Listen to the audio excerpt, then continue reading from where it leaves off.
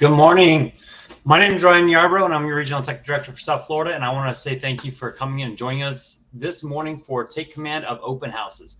Hopefully, you've all heard of this initiative called 201 Plus. And 201 Plus is not just about putting 201 contacts into your database, but it's also about systematically following up with them.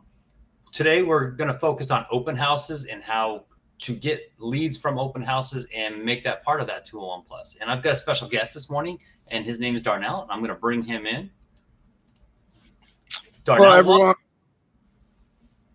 So, Darnell, you want to go ahead and tell us a little bit about yourself? Yeah, my name is Darnell Ponte, of course. I'm in the South Florida region. I'm in the Plantation Market Center. I've been in real estate for 6 years full time. Um, I'm a state director for the Florida Association of Realtors. I'm a governor for the Miami Association of Realtors. Top 20 under 40 in South Florida, 40 under 40 with cystic fibrosis. I love real estate. I love everything to do with real estate. It's almost a hobby, but my real hobbies are cooking and just being on the water, anywhere on or near the water. And I love sharing my knowledge as well.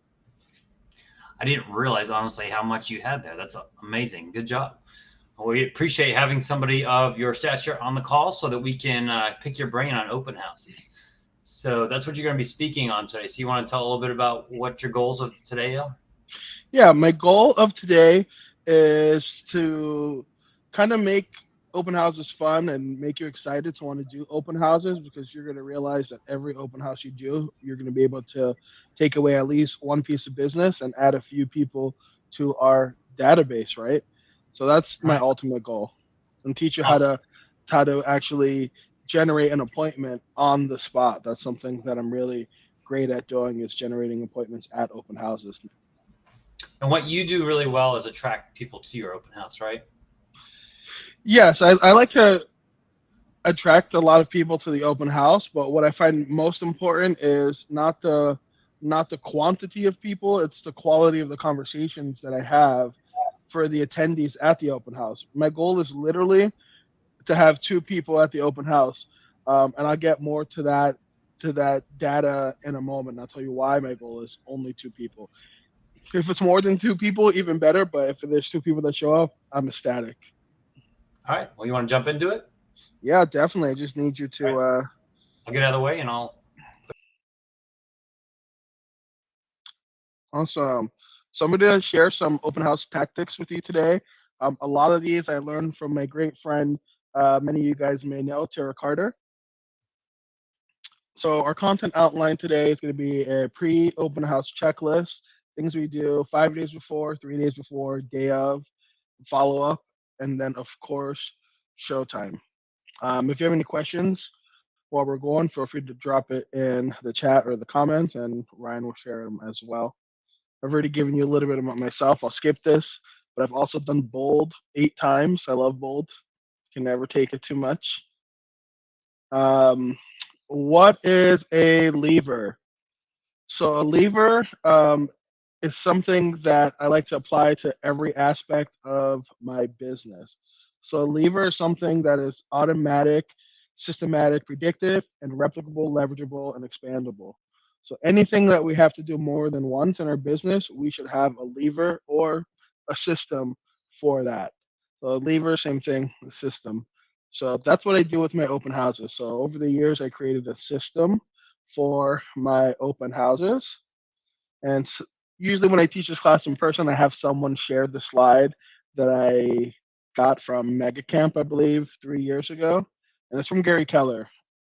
And it says, your database is your business. Building up the number of names in it and the relationship with those names is really at the core of what building a real estate business is all about. The size of your real estate business will be in direct proportion to the size and quality of your database. And that's really important that we actually use our database and update our contacts to command and set them up on smart plans and follow up plans with them as well. This is probably one of my favorite slides. I love data. I love analytics. I'm like a numbers nerd. I track everything in my business as well. And this is something I also saw at the same event. I believe it was Mega Camp 3 years ago. Is 2 out of 3 sellers and buyers hire the first agent they meet. 8 out of 10 open house guests are unrepresented. So that means over 50%, 53%, if we want to be precise, of all open house guests will hire the first person they meet and they're unrepresented. So my goal is just to get in front of them first. That's really my ultimate goal at the end of the day. I want to be the first person that any client interacts with because I know that I have a 66% chance that they're going to hire me. And oftentimes when we're hosting an open house, we like to ask the visitors like immediately, hey, do you have an agent? Are you working with an agent? And it seems like everyone has an agent, right? But that's because they don't want to feel like they're being sold to or bothered. It's kind of like when we're in, the mall or in a department store and we're walking along and one of the sales reps ask, "Hey, do you need help with anything? Is there anything I can help you find?" And like immediately we're like, "No, no, no, thank you." Um, we could literally need help. We could be completely lost, but most of the time our instinct is just to say no because we don't want to feel like we're being sold to. And that's exactly what happens when these potential buyers or sellers are walking through an open house. So I generally don't ask that question. And if I do, I ask it a different way later on after I build a rapport with them and I share and I show what my value is to them. One of my favorite books is, if you guys haven't read it, definitely read it. It's called Ninja Selling. And I took a photo of the page that meant the most to me was the conversion ratios. If you look at all the conversion ratios, I mean, it goes all the way down from cold direct mail with only 1 in 2,000 conversion to referrals, which is 2 out of 3 conversion. So referrals obviously are going to give you the best conversion. You're already vetted, past sellers, past buyers, walk-ins. But what we can control the most out of these, it's going to be open houses. So open houses, you have a 1 to 15 conversion ratio. So if 15 people walk into your open house, you should be able to convert at least one of them. And I believe the conversion is much higher than 1 to 15. Like I said, if 2 people walk into my open house, I consider it a good open house because I know that there's a really high chance that I'm going to be working with one of those people at the end of the day. So there's lots of ways to do our business. I choose open houses. Some people door knock. Door knock is on here as well. It's 1 out of 100. Cold calling, 1 out of 500, and online lead gen. So for every open house that I do, I always do a marketing strategy. Believe it or not. So I decide who I'm targeting. So you're going to do a little bit different marketing for a $1 million estate versus a a condo, a 2 bedroom condo. And yes, sometimes they do open houses at condos as well. So the marketing and the buyer is completely different. So you need to know who you need to target. When should you do the open house? Times and how long? Weekdays versus weekends. What are you doing to make it successful? Where do you advertise? Why and how?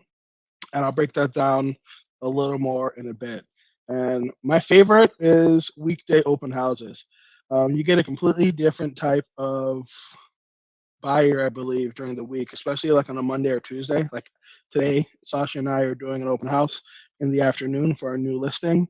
What I've noticed when you do an early week open house is you're getting a lot of people that work in retail, for example, or in the hospitality industry because they're working on weekends typically when we usually host our open houses. So I get a lot of restaurant people, a lot of bar managers, a lot of law enforcement, a lot of medical people as well that usually can't make it on the weekend, and a lot of salespeople as well. Because if you're working in retail, you're working on the weekends.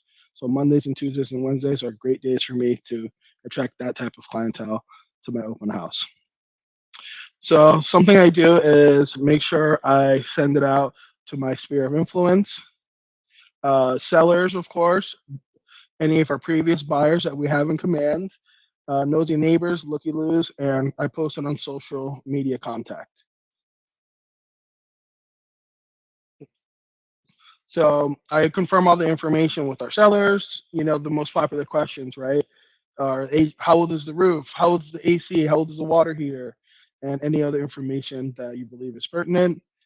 Contact the lender if you want to have someone sit at your open house. I never sit open houses alone. I always have someone there, whether it's an agent or lender partner or insurance or moving company. There's so many people that would be happy to host an open house with you and help you out as well. I mean, it's just a safe and smart thing to do.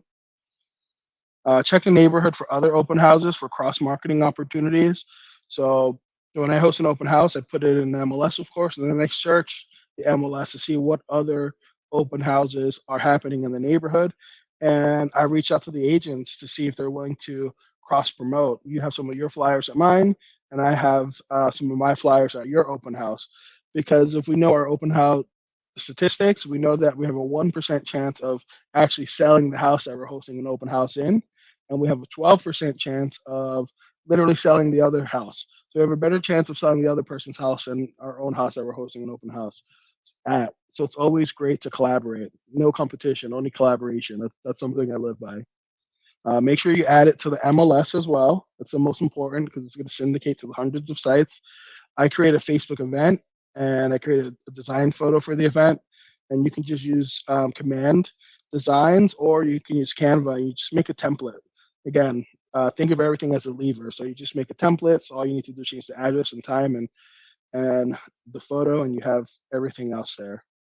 And I post it on social media, even LinkedIn, and I ask friends to share, and the seller is always happy to share. And it's great that you are friends with the seller on Facebook as well, because then you get to get into their circle also. There's for your Hey, info. Darnell, we have a Uh-huh. question in the chat here that we have up on the screen for you. They're asking what time your open houses are during the week. I've done them at every time you can imagine, but I typically do.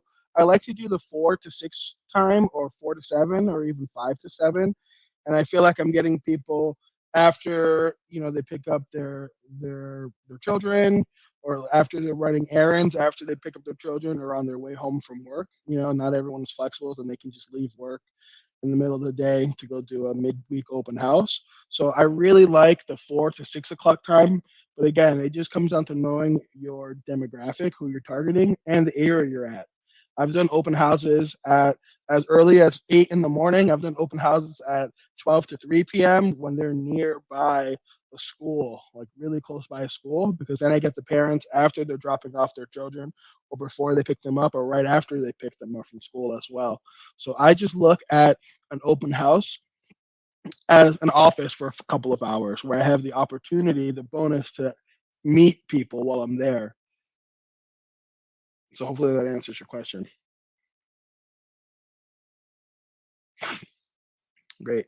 So pre-open house, I circle prospect. Someone in your office is going to have the ability to get the data for you if you don't have any of those dialers or call realty resource, such as your office may have it or an agent in the office may have it. So ask them to get the list for you so you can manually dial. Ask the sellers to invite their friends and family and neighbors on social media. Door knock if that's your thing. I don't love door knocking. And when I do door knock, I usually only do the 555 rule.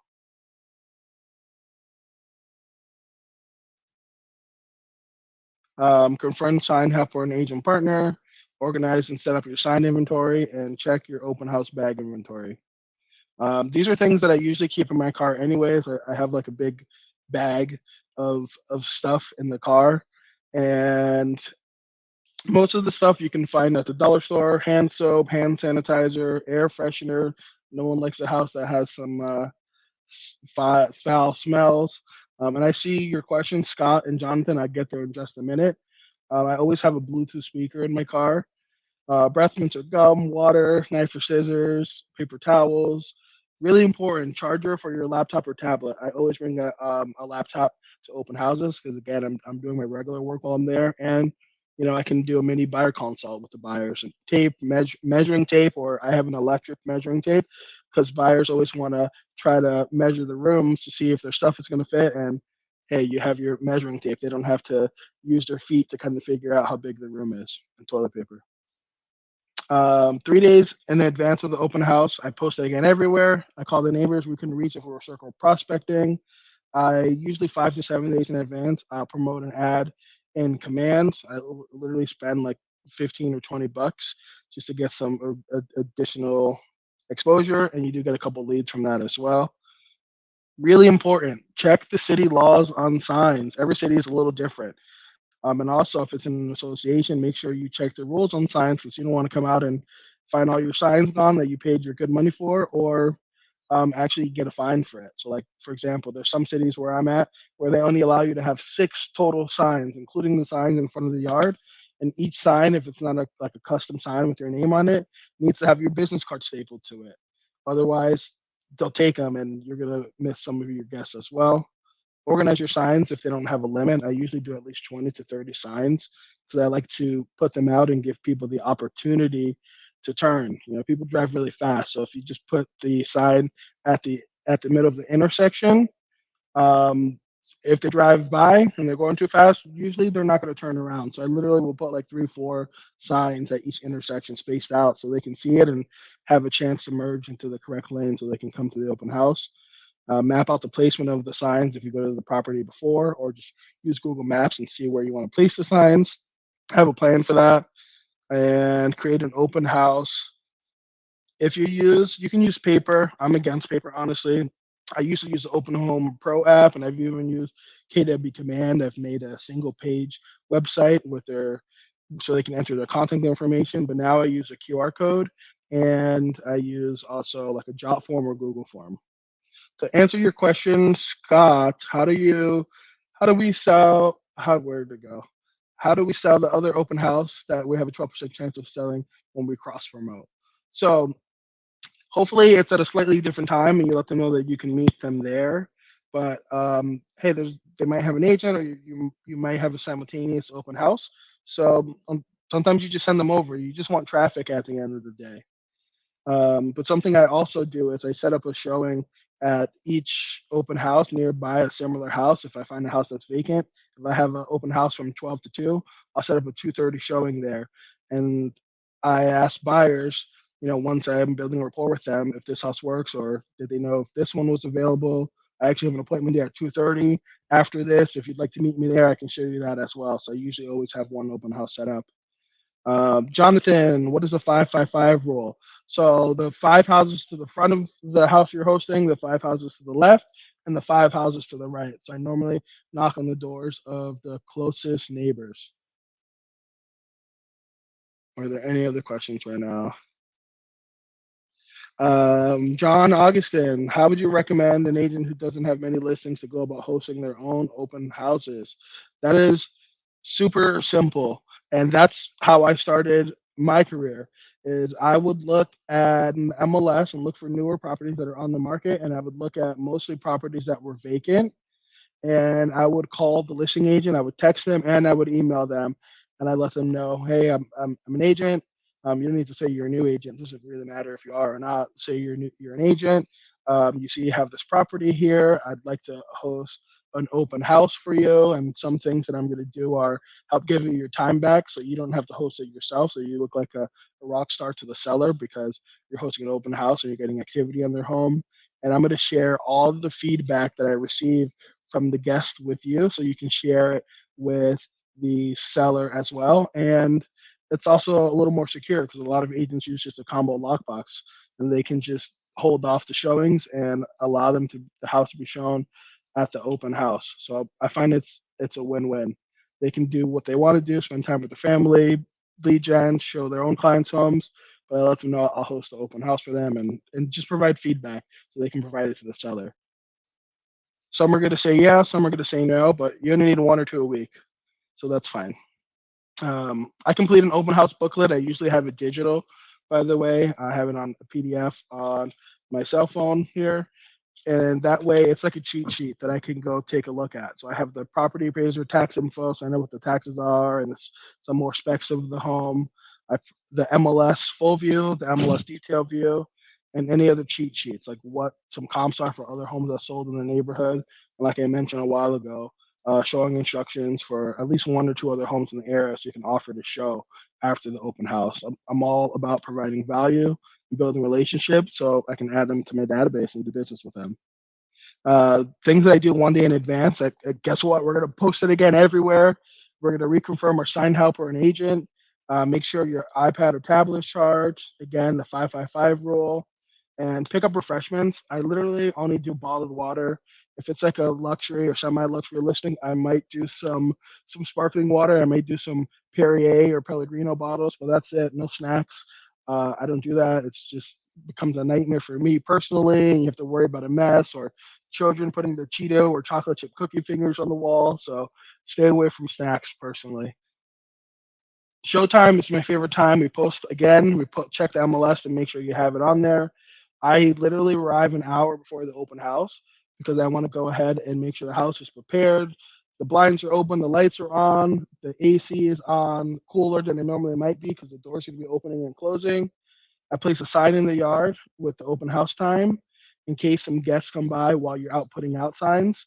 And I put a sign on the door as well. That's why I have tape and it says, hey, open house from this time to this time. Please wait or please come back. If they're coming while I'm putting out signs. Hopefully the seller has some TV so you can play some music on. If not, you use your Bluetooth speaker, you get that set up. Set up your iPad or sign-in sheet or your QR code so they're going to scan. And I always have my KW app download link in my phone as well, so I can share it by text and place the signs out. And then now you come back and cool off. You're not stressed. You're not running around, and you can gather yourself and focus for the open house. If you want to see my open house sign-in form, feel free to scan this QR code. It'll take you to my jot form. Um, Feel free to click and go all the way through. Just don't submit at the end because otherwise you're going to be a lead in my database.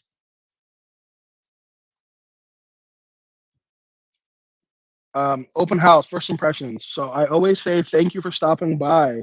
Do you live in the neighborhood or are you out house hunting or shopping today? And the reason I say that is because I want to establish, are you a neighbor? And if you're a neighbor, that means you're possibly thinking of selling your home and you just want to see what this home could go for, or if you're out house hunting or shopping, then I get to see, if they're a buyer or seller and how serious they are. If they're like, hey, I saw the sign I'm coming in, then maybe they're not as serious as someone that found the home on Zillow or the MLS and they're coming because they've already seen the home online. It's really just to qualify and filter them out. Regardless of what their answer is, I always say, okay, great. The owners of this home do require everyone to sign in before previewing it. Then I point them to the QR code or the sign-in sheet, whatever you use. Or sometimes I even ask them for their phone number so I can text them the link, and then I make sure I get their correct contact information. So I don't like to ask them if they can sign in because if you make it a yes or no question and they say no, I don't want to sign in, it can get a little bit awkward. So I always put it on the seller. The owners require that everyone sign in. They want to know everyone that's coming into their home. Once they sign in, I give them facts about the home. I let them know, hey, please feel free to take a look around, open any door, any cabinet you like. Just make yourself at home. And if you have any questions, just let me know. So I always stay close enough to hear their feedback, especially like if it's a family or a couple, but I'm not following them around. You are not a puppy dog. And I just observe and I ask questions and I have a list of questions that Ryan has. I think he'll upload them with the slides as well. And I have 2 pages of questions that I ask them. And while they're looking around the house, since I do a digital sign-in sheet, I I'll go back to the code. Here it is. Since I have a digital sign-in sheet, it emails me immediately as soon as they submit the information, so I know if they submitted it. And then I go in and peek at it, and I get a little bit of information on them as well. My favorite form question is, "Are you working with a realtor?" And I go a little bit deeper than yes or no. So my options are yes, and I'm committed. Yes, but I'm not committed. No, I'm looking on my own, and no, but I'd like to be. If they say yes and I'm committed, we don't try to step on anyone's toes. We don't try to take anyone else's business.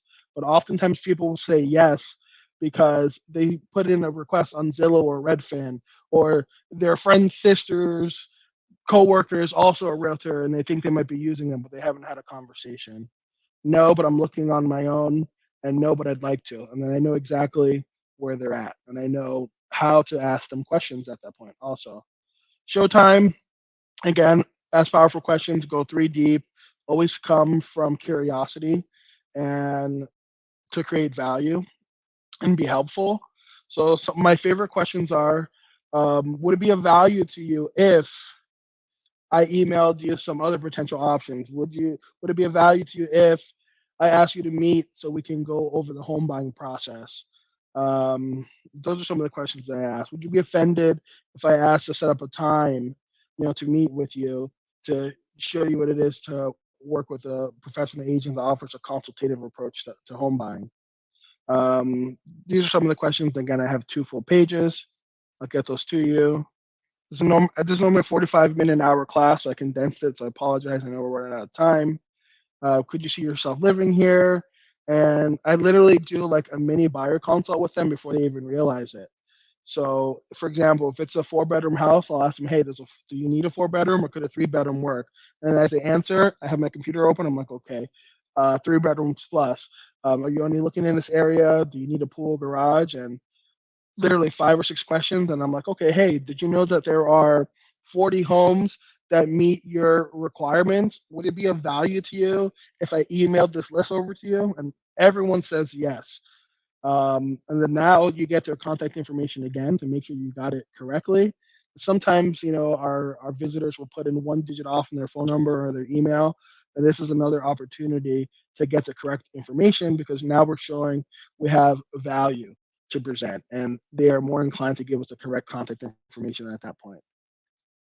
And then I set them up on an auto email in MLS or in Command. Everyone keeps asking if we're going to share the presentation. Absolutely, it'll be shared. Ryan mentioned it as well, but you'll have all the slides.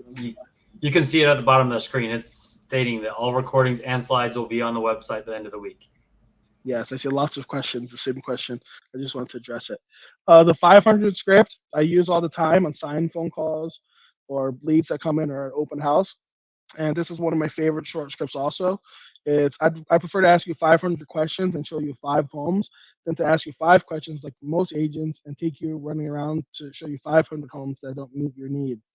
So, I'd love to learn a little bit more about your needs and desires when it comes to finding a home.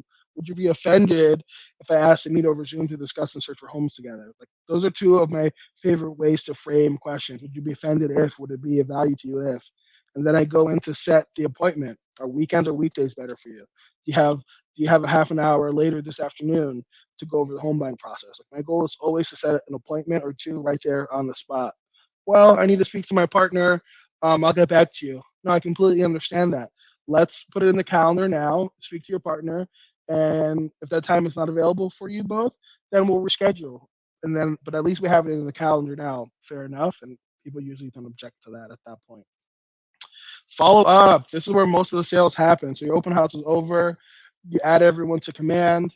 You send them a handwritten note if you have their address or if they're a neighbor. You call them to get feedback for the seller. Really, you're calling to just have another conversation with them and hopefully get them to be a client of yours. I ask if they're paying cash or if they're pre-qualified. And that way I can connect them to a lender so they can get qualified. And then again, I'm always pushing for the appointment to meet. And then depending on the type of lead they are, I'm going to assign them to a smart plan also. And that is basically it. The Ponte group is expanding right now. We're hiring. So if anyone's looking to join the team also, feel free to scan and fill out our questionnaire. And if you have any questions or need anything from me, feel free to reach out to me as well. Text messages are always the best. Great job, Darnell. I appreciate you coming on today. And we are in the last portion of it. So please make sure you guys grab the screen and follow him and send any referrals you need to down his way. I'm sure he'd appreciate it. He put a lot of time into this presentation. I know he's presented it many times, and we've been blessed to have him come on and share it with the rest of the region today. What we're going to do next, though, is I want you to see at the bottom of this screen, we've been scrolling this video and the slideshow he just put together is going to be put onto our website, which is at kwsouthfloridaregion.com/video. So if you want that, that's there. But now what we're going to do during this. Yes, sir. Can you also add the other PDF that I sent you that asks powerful questions as the 2 pages of the questions Yes, that I asked? both of them will be on there. Thank you. Definitely. Everything will be there for you. We had a question from Steve Berezin. He says, "Do you prefer open house with solar or with someone?"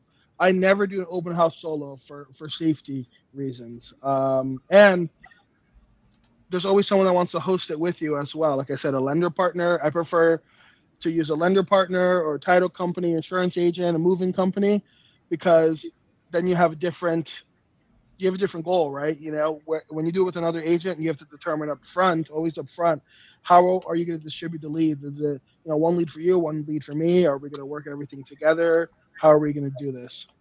But never do an open house alone. It doesn't make sense for safety reasons. Great.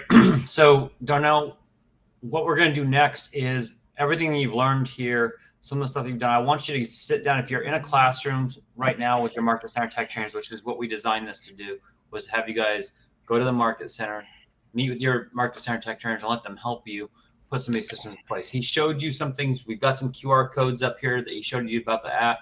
Go play with some of these systems. You can use what he used, which is Jot Forms. I use that as well for my business.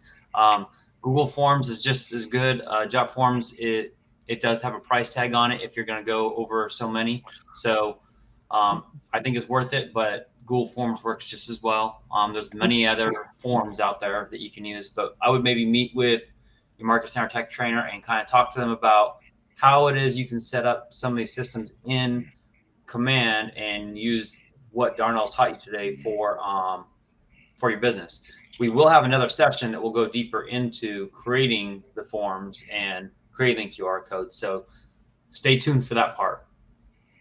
Sweet. Well, thank you everyone for your time today. Thank you for joining me. And again, if you have any questions, you want to reach out to me, I'm happy to help anyone. You can text me or send me an email, and I'll be there for you guys. Hope you guys have a great Awesome. rest of your day. Thank you, Darnell. You're welcome. Take care, guys. All right, so we're going to take the next 25 minutes to meet with somebody in your market center. We are going to try to also, going forward, set up something where we can have an online version of this to where if you don't have the ability to get to your market center, we prefer you do. But we will have somebody to help you. So we've got some people who've been sick and they still want to participate or something going on. So we will, for the next version of Take Command, have a virtual version of it so that you can jump in the room with somebody. But at this time, we are going to take a break. We will be back at 10 o'clock. At the time, you can just take a quick break, or you can meet with your Market Center Tech trainer and implement some of the stuff. The whole point of this is to not just learn, but to implement and strategize before that stuff starts drifting from your mind. All right. So see you guys back here. We'll put some music on, but we'll see you back here at 10 o'clock.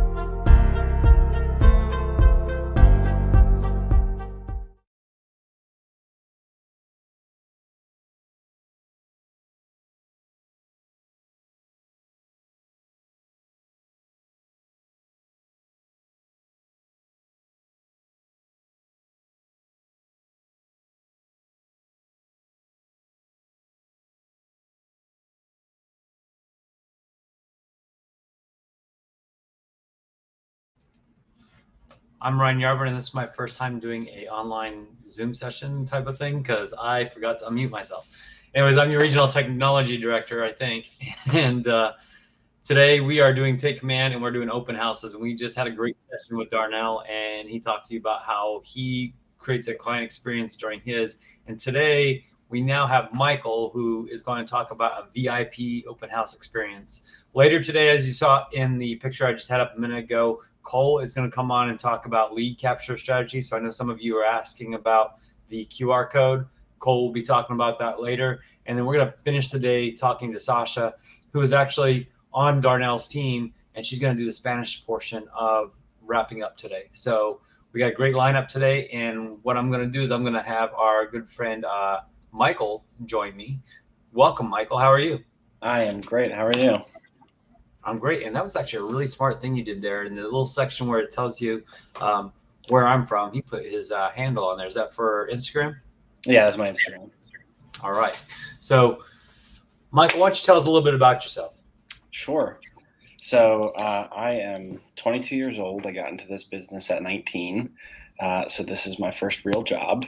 And yeah, I've grown my business in a few different ways, but because I started at 19, there wasn't a huge sphere other than my friends' parents and my parents' friends who all looked at me like a kid. So I built my business on open houses, and I've grown it since to be a lot of sphere referrals over the past few years and some agent referrals too, although the foundation was always open houses. Outside of work, I like to go to Universal a lot. My girlfriend and I go. We just got a mini Australian puppy like 2 months ago, and I'm a huge nerd, so we play Dungeons and Dragons every week. Nice. You're actually really smart. I grew up with parents who were in real estate. I didn't even get into it until I was in close to my mid to later 20s. So you got a few years on me because you actually were smart and listened. Yeah, and I didn't have any parents in real estate. It was just smart enough to jump in. College. Yeah. Well, you can make a lot of money here doing the same thing a lot quicker, right? All right. So today we're going to be talking about your VIP open house experience. What are you hoping that everybody takes away from today's class? Yeah, so I want to talk. Darnell did a great job of covering the systems of setting up the open house, doing a lot of the preparation. I want to talk about what it actually looks like when somebody comes in. So treating them like a client, not just somebody who just walked in randomly. And then talking a little bit about how you want to cater your closing to the person. Not everybody's going to be, let's go meet at this appointment and go show another house. Some people it's going to be, hey, let's just schedule a follow-up call. And then I also want to go over what my follow-up looks like, because I think that the fortune really is in the follow-up. Absolutely. Great job. So let's get into it. Let's talk about your first section, which you wanted to talk about making the open house guest feel like a client. So what does that look like? Yeah, so I think that one of the difficulties that we have as agents is it's a little bit awkward when a stranger walks into the house. And so most of the time, when I talk to newer agents, or if I go stop into an open house just to see what other people are doing, it's hey, thanks for coming in. I'm Michael. Let me know if you have any questions. And that's the full conversation. And I don't think that that's very welcoming. I don't think that really invites conversation. Even if they do have questions, they're going to pull out their phone and Google it before they walk up to you. So really what I want to do is first diffuse the situation as quickly as possible. They're walking in. Darnell gave a great example of when you walk into a store. Hey, can I help you find anything? Nope, just looking. That's like an instinct. You say that kind of like a gag reflex. So I don't want somebody to come into an open house and immediately feel defensive. So really first it's diffusing it to, hey, we're just having a conversation. And then the same way where if I was doing a private showing with a buyer, I would give them a tour of the house, point out different things that might not be immediately obvious, or some upgrades that have happened. That our area, we're in Brevard County, is a pretty new area. So most of our houses are built 90s or later, and there's only so many builders that built it. So I know a lot of what comes standard in a house versus what's an upgrade. So the same way, if I'm working with a buyer, I would point out, hey, this is an upgrade, this would be an upgrade, all these things.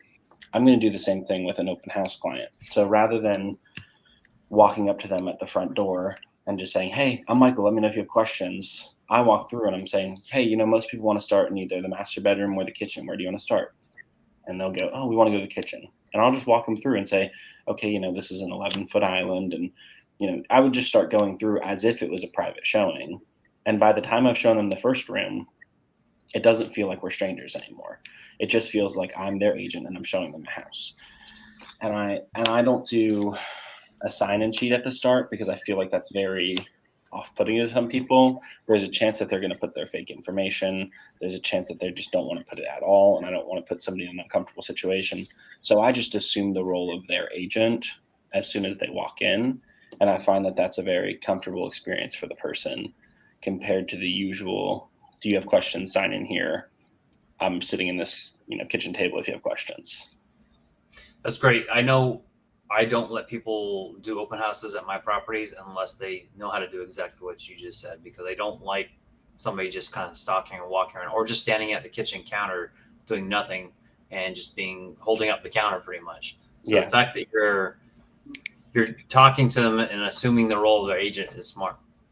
Yeah, and I think that it, like I said, it just diffuses the situation. People are used to before anybody goes and shops for a house, they watch about 100 episodes of HGTV. And so they're used to the house hunters. You walk in, they know that it's granite countertop. They like the experience of, so this is a granite countertop. These are 42-inch cabinets, because they're used to the same HGTV host saying that 100 times, that when they're shopping for a house, they want to feel that awesome experience. And, for a long time, open houses were super exciting of, hey, let's get all the kids in the car and on a Saturday go to check out 4 open houses. And what a disservice to have them walk in and just let me know if you have questions. That's not what our role is. It's supposed to be a fun experience to buy a house. Very good point. Very, very good point. I'm going to open take the second right here to make sure everybody knows if you're watching this and you want to ask questions, please feel free to put it in the chat. We have a producer who's amazing on the other end named Brett Bishop, and he's going to be watching for your questions in chat. He'll make sure they put them up, and I will make sure that we try and get them answered as soon as possible. Michael, I have a question for you. Yeah. So during this experience, and I'm going to call it that, an experience, this open house experience, right? It's not just them showing up to a house and walking through it real quick. I would expect that you're trying to give them that experience like the HGTV show. Do you have certain things there that you would put out to make them feel more at home? Like, do you bring snacks and drinks like a lot of people do? Or do you do the whole cookie, the whole vanilla in the oven type of thing? I do not. I did for a long time, and what I found was if I brought snacks, most people didn't eat the snacks, and most of the time it would just cause crumbs and get sellers upset. What I've started to do on other people's listings, I only bring water bottles because it's pretty mess free. On my own listings, I cater Chick-fil-A. I get 8 sandwiches and 8 things of fries, and most of the time I go home and bring it to my family because we, not everybody eats it, but if they're going and seeing 3 or 4 open houses, I want them to remember the one with Chick-fil-A. The reason I only do it on my listings is because if I do see that there's a mess, I can have the conversation with my seller and just say, hey, like I told you we would do, we had Chick-fil-A at the open house. There's a bit of a mess. I've already cleaned it up, or I'll hire a cleaner this week, like whatever that looks like, because I don't want to leave somebody's house worse than I found it. I found that there's a little bit of red tape when I do that on somebody else's listing. Interesting. All right, so we got a question from Florida Homes for Sale. When and how do you ask for their information? Yeah, so that's what I do is I kind of do that at the end.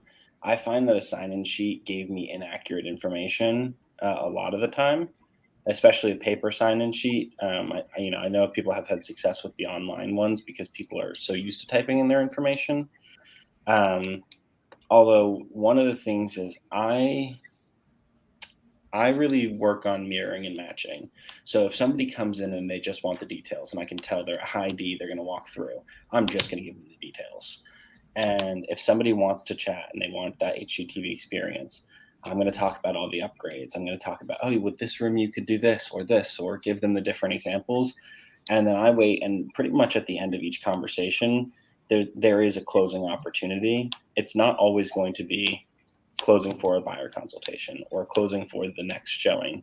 Sometimes it's as simple as saying, it seems like we have really good rapport, and I hope I've answered all your questions, but it makes sense if we exchange phone numbers and started to work together. And for some people, that's relaxing to say, oh my God, yeah, like, you did answer all of our questions. Here's my phone number, much more so than go sign in over there. And I find that when I do that, I get their real contact information. And the following week, when I'm doing follow up, I'm not really spinning my wheels as much. Because if I have 6 or 7 people come into an open house and 3 of them say, you know what, no, sorry, I don't want to give out my phone number, and then 3 of them give me their phone number, the 3 that do are going to pick up the phone when I call. And the 3 that don't, I didn't have to waste time following up with somebody that was never going to work with me in the first place. Absolutely. Everybody's got different approaches to it, and I think you should always take the approach that feels most comfortable to you, so you can be your authentic self, because people aren't going to see you if you're not being your authentic self, right? Mm-hmm. And I feel like one of the things that that is a stereotype about agents is that we are always looking for the next piece of business, right? And it's true, because we do want to grow our business. I do think it's important that you don't take on every client. If somebody is obnoxious during the open house, I guarantee you they're going to be obnoxious during the buying process and during showings, and they're going to, be a tire kicker, and that's okay. And so one of the things that I've always done in my own business is I only take on 4 buyers at a time. And I tell people that is I always work with buyers exclusively. I sign a buyer broker agreement, even though I know most people just go start showing houses. I work with 4 buyers at a time, and I tell people I'll still What did do you open say? house. You sign a what? The buyer broker agreement, the Florida. What's that? It's a guarantee that we're going to get paid if we do our job, which is so funny. Oh, okay. Yeah, I would never spend thousands of dollars on pictures and advertising for a listing that didn't sign with me. So why would I spend hours and hours of my time with a buyer that didn't sign with me? Right, Michael. I was actually being a little facetious, but would you actually mind? Would you mind explaining it a little bit, just in case some of these people haven't actually? Yeah. So a buyer broker agreement is basically after you've sat down with somebody and gone through the process, done a buyer consultation, or at least you have good enough rapport with them that they're comfortable working with you. You basically sign a loyalty agreement saying that you're going to be loyal to them when they have a need within buying. You're going to be responsive. You're going to look out for their best interests. And then also in return, if they have a real estate question, they're going to go to you, not call the listing agent, not just go on Redfin.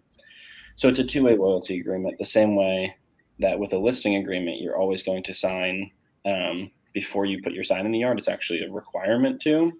With the buyer, it's not a requirement to. For myself, it is, because I don't want to go do 10 showings with somebody that I know on the 11th might call somebody else. I just don't have the patience to chase people down like that. Correct. And I also think that it's smart, because there's this guy named Gary Keller who tells us every year at Family Reunion and Mega Camp, you guys are crazy if you're not signing a buyer brokerage agreement. So very smart on your behalf to do that. I have gone before out of desperation at the beginning of my career without having one of those, and spent a lot of time with the wheels turning when they didn't need to, because those people were not loyal to me, and I learned my lesson the hard way, and now I don't show without it. All right, so we got a question here. Do you hand out realtor reports and your business cards to attendees when they walk in? I do not. I usually have a printout of the MLS. I used to do like fancy flyers, and then I found that people would grab the flyers and throw them away.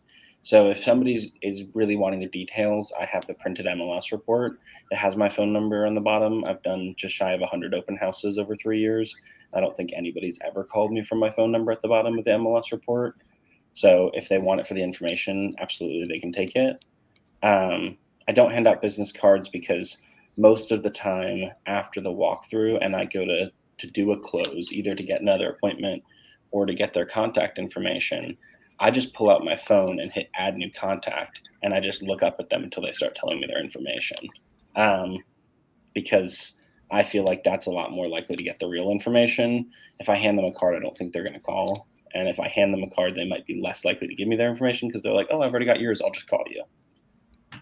100% agree with that. I actually did very similar. I learned to stop spending money on cards because people throw them away, and it drives me nuts. It's kind of like me going to the mailbox and pulling out that card that's in my mailbox and then walking by the garbage can and dropping it right in there immediately. So I started putting my own contact into my contacts, and then I'd ask for their phone number and just send them my contact number. And at the same time, you could just send them a PDF of the numbers on the house, right?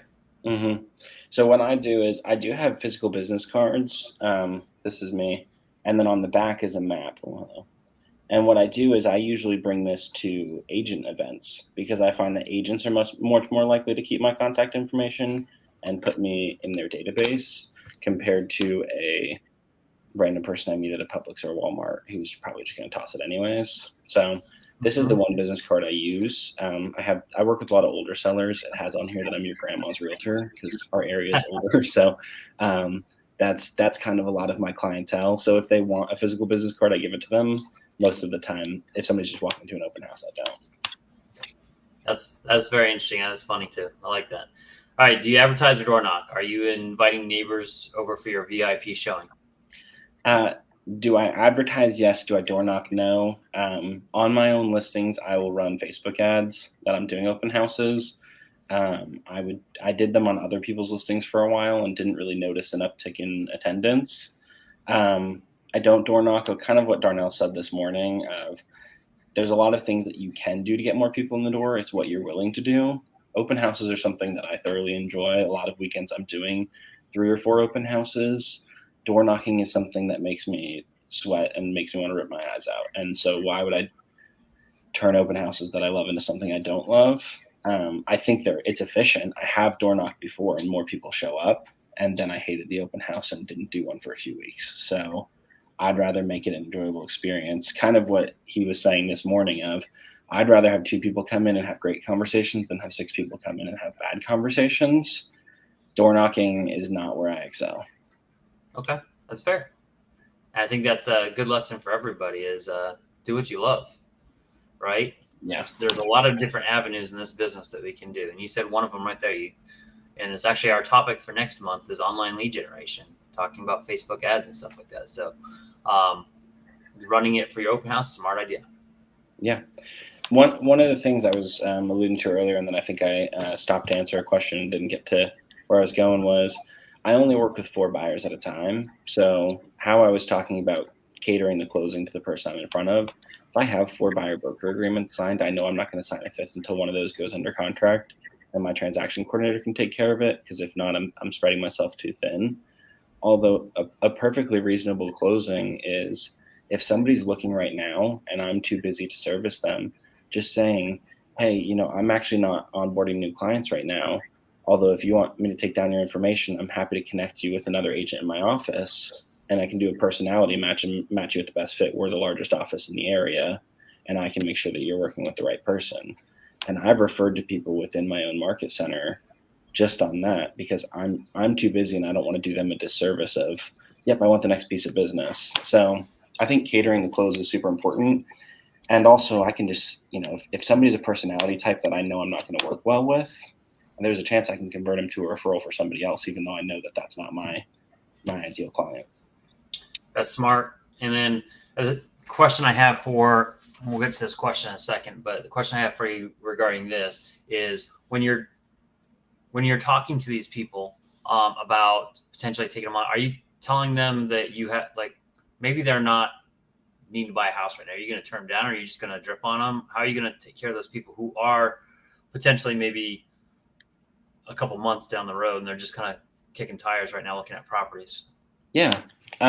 That's exactly what I mean by catering the closing is because somebody that's looking right now, I'm always going to attempt to close for either a buyer consult or another showing in the same day.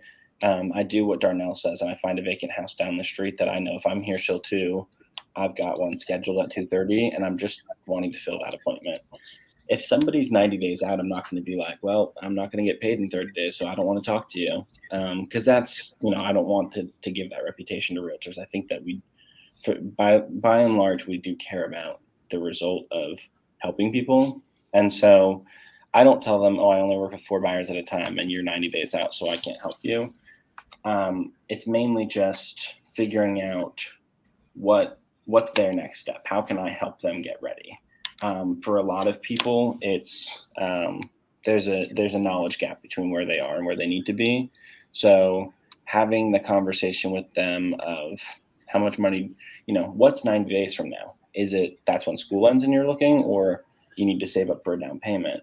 there might be a gap where they think they need 20% down and they don't, and I can help bridge that gap and get them to their goal earlier. Either way, in that case, I would close for their contact information and say, hey, I want you to think on this house. How about I call you in the upcoming week and get feedback? And then also, if you want to just jot down some questions over the next couple of days about your process, I'm happy to help answer them.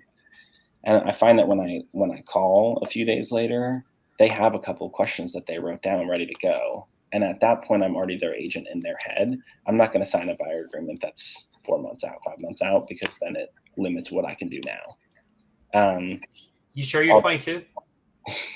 Yeah. You ask good questions. That's a very smart thing to do. That person who asks more questions wins, right? And you're asking questions, and you're asking insightful questions that do lead to results.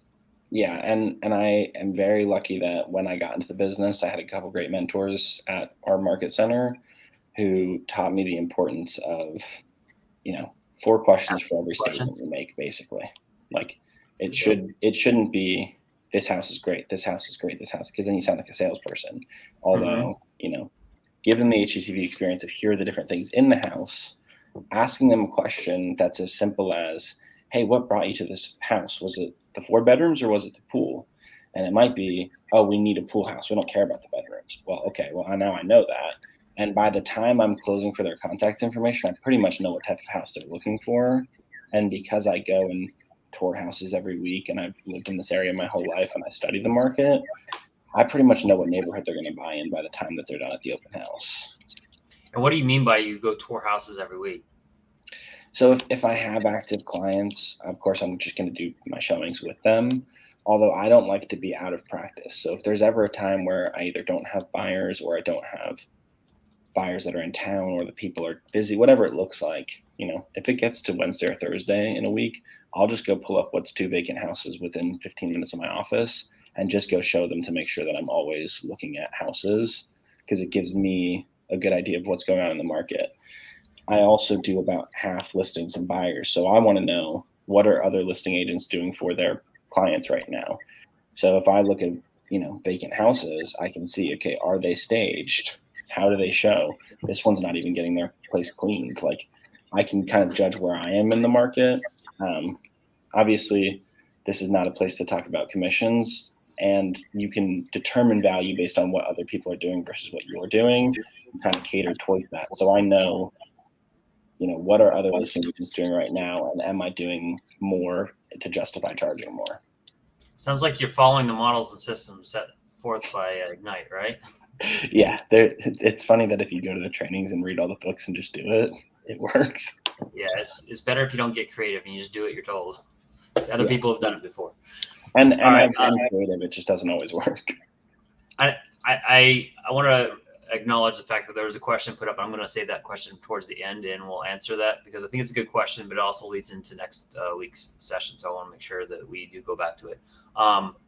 We do have a question here from Scott or his office, and it says, Michael, on average, how many homes do you show to a buyer before they submit an offer and buy? Average is a fun question. 4.8. 4.8. I track showings. On average, it's 4.8. I tell people that too, and I track it every. I used to do every month, and I got busy, so now it's every quarter. I update. Why do you tell them that? Because I don't want them to feel crazy for liking the first house. Okay. And that's part of the conversation I have during the buyer consult is a lot of people will see 2 or 3 houses, and because we've had a long conversation on the front end, we find the right house in the first 2 or 3. And then your immediate thought is, should I go see 4 or 5 more to make sure that I was right? And what I've found is if you have that conversation on the front end, hey, we're doing these filters and we're picking the ones that look best out of your criteria, there's a good chance we're looking at the best house in the first 2 or 3. And I don't want you to feel crazy for liking the first house and wanting to put an offer on it. And when I tell people that, it's almost a sense of relief for them to say, oh, okay, like this is the house that I want. I don't need to go see 3 or 4 more and lose out on this one just to know that it was the right one. Right. Sorry, I think I read the question wrong. It was about getting it accepted, right? Not just writing the first offer. Not necessarily. Before they submit. So on Yeah. average, how many homes do you show before they submit it? I don't track how much before they submit. The average before they buy, like the one that they buy, is 4.8. So they might submit an offer, lose on it, and go buy the fourth or fifth one or sixth or seventh one instead. I just track how many showings it did with the buyer before they closed. How about this one? How are you tracking those showings? Do you have a Google Sheet or something? Google Sheet, yeah. I track all my pipeline through Command. The opportunities tab on Command is my favorite because I like seeing the potential income. It makes me happy every time I put somebody in there as a pipeline. Showings, yeah. Once I have an active client with a buyer broker agreement, they go into my Google Sheet. What I haven't done, and my coach has told me to probably start doing, is tracking clients that I show that decide not to buy, because 4.8 is probably not a good indication of how many showings I'm going on per closing. It's just how many showings I'm going on per closings with the buyers that actually buy. Very interesting. And you said you have a coach, huh? Yeah, of course. How important is that coach to you? Very important. I know myself very well, and I get creative if I'm let to it. So I need somebody to keep telling me to not be creative. There you go. Hey, good job. So Google Sheet, and you're using Command, and you just stated something that you and I have to be best friends now because you said you like the pipeline, and that's like my favorite area because you can track everything there. I love the fact that you use that. So right. Potential and probable income. Yeah, it's just on the opportunities tab, you can put in with a client that you have an opportunity with, whether it's a listing appointment or just a buyer that says, hey, we're looking in 6 months. You can put in the likelihood that you think it's going to get to closing. I go in on the front end. I have my nurtures with who's hot, who's a watch, who's warm. And then once I've had the appointment, if I've signed the agreement or not, so on and so forth. And it shows the total potential income and total probable income. And it helps me with my goals because, I've got big goals. And if I don't have a high potential income, then there's no chance of hitting them. Pop quiz, Michael. Looking at that pipeline, do you want your potential and your probable income to get closer together or further apart? For me, further apart. Yes. Absolutely. Everybody, when I'm teaching on that, usually thinks it's the opposite. They think it's supposed to get closer together. It's further apart. And why is that? So I track it. I use the MREA numbers. So like I know, okay, if I have a buyer appointment scheduled, there's a 75% chance that they hire me, 75% chance that if they hire me, they close. So I think that's 63%, whatever. If I go back towards that, I know, okay, I'm going to have 10 nurtures to get a buyer's appointment. That's just about my number. So I take it and say, okay, if I have a nurture lead, it's at 6% chance to close. So the more I can fill that, the more the potential income goes up. The probable income doesn't happen until the appointment actually gets scheduled. Although if I'm filling up my pipeline like I should be, the potential income goes up every week. There's the key answer right there. If you're not filling your pipeline up, then you're not going to have more potential. Therefore, your pipeline's not going to increase. So the answer is keep filling your pipeline, and eventually you'll get to the number you want, right? Mm-hmm. All right. And I want to get back on track here. We talked about matching the close to the conversation. Do you want to say any more on that? Sure. Basically, in my mind, there's 3 different types of closing from an open house. It's either I'm closing for their contact information and setting a precedent that I'm going to follow up. It's setting a close for their contact information and setting the precedent that I'm going to refer them to somebody, or it's closing for an appointment. And I think that the 2 things that I take into account before I decide which close I'm going to go for is what their timeline is and do our personalities match. And I also, even if it's not somebody just walks in, they're ready to leave 2 minutes later, I'm always going to go for a closing because the worst case is that they say no and walk out. Right. And one last thing I want to ask you before we go, and I'll go to the questions in the chat some more. You talked about your third point being fortunes in the fall. What does that look like to you? Yeah, so I love MREA for all that it has. And the one thing I disagree with is the 8x8 campaign, because I think that we in this, in 2023, we have to be a little bit faster than 8 touches in 8 weeks. So for me, it's the day of sending them a text, thanking them for coming in, the Monday after, because usually I do Fridays and Saturday open houses.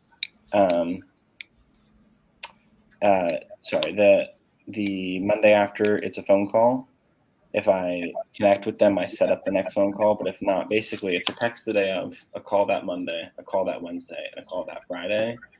If by that Friday I haven't connected with them on the phone, I just put them on a quarterly call, because when I started and I was less busy, the next week was another 3 phone calls. So I would send a text and do 6 phone calls before giving up on it.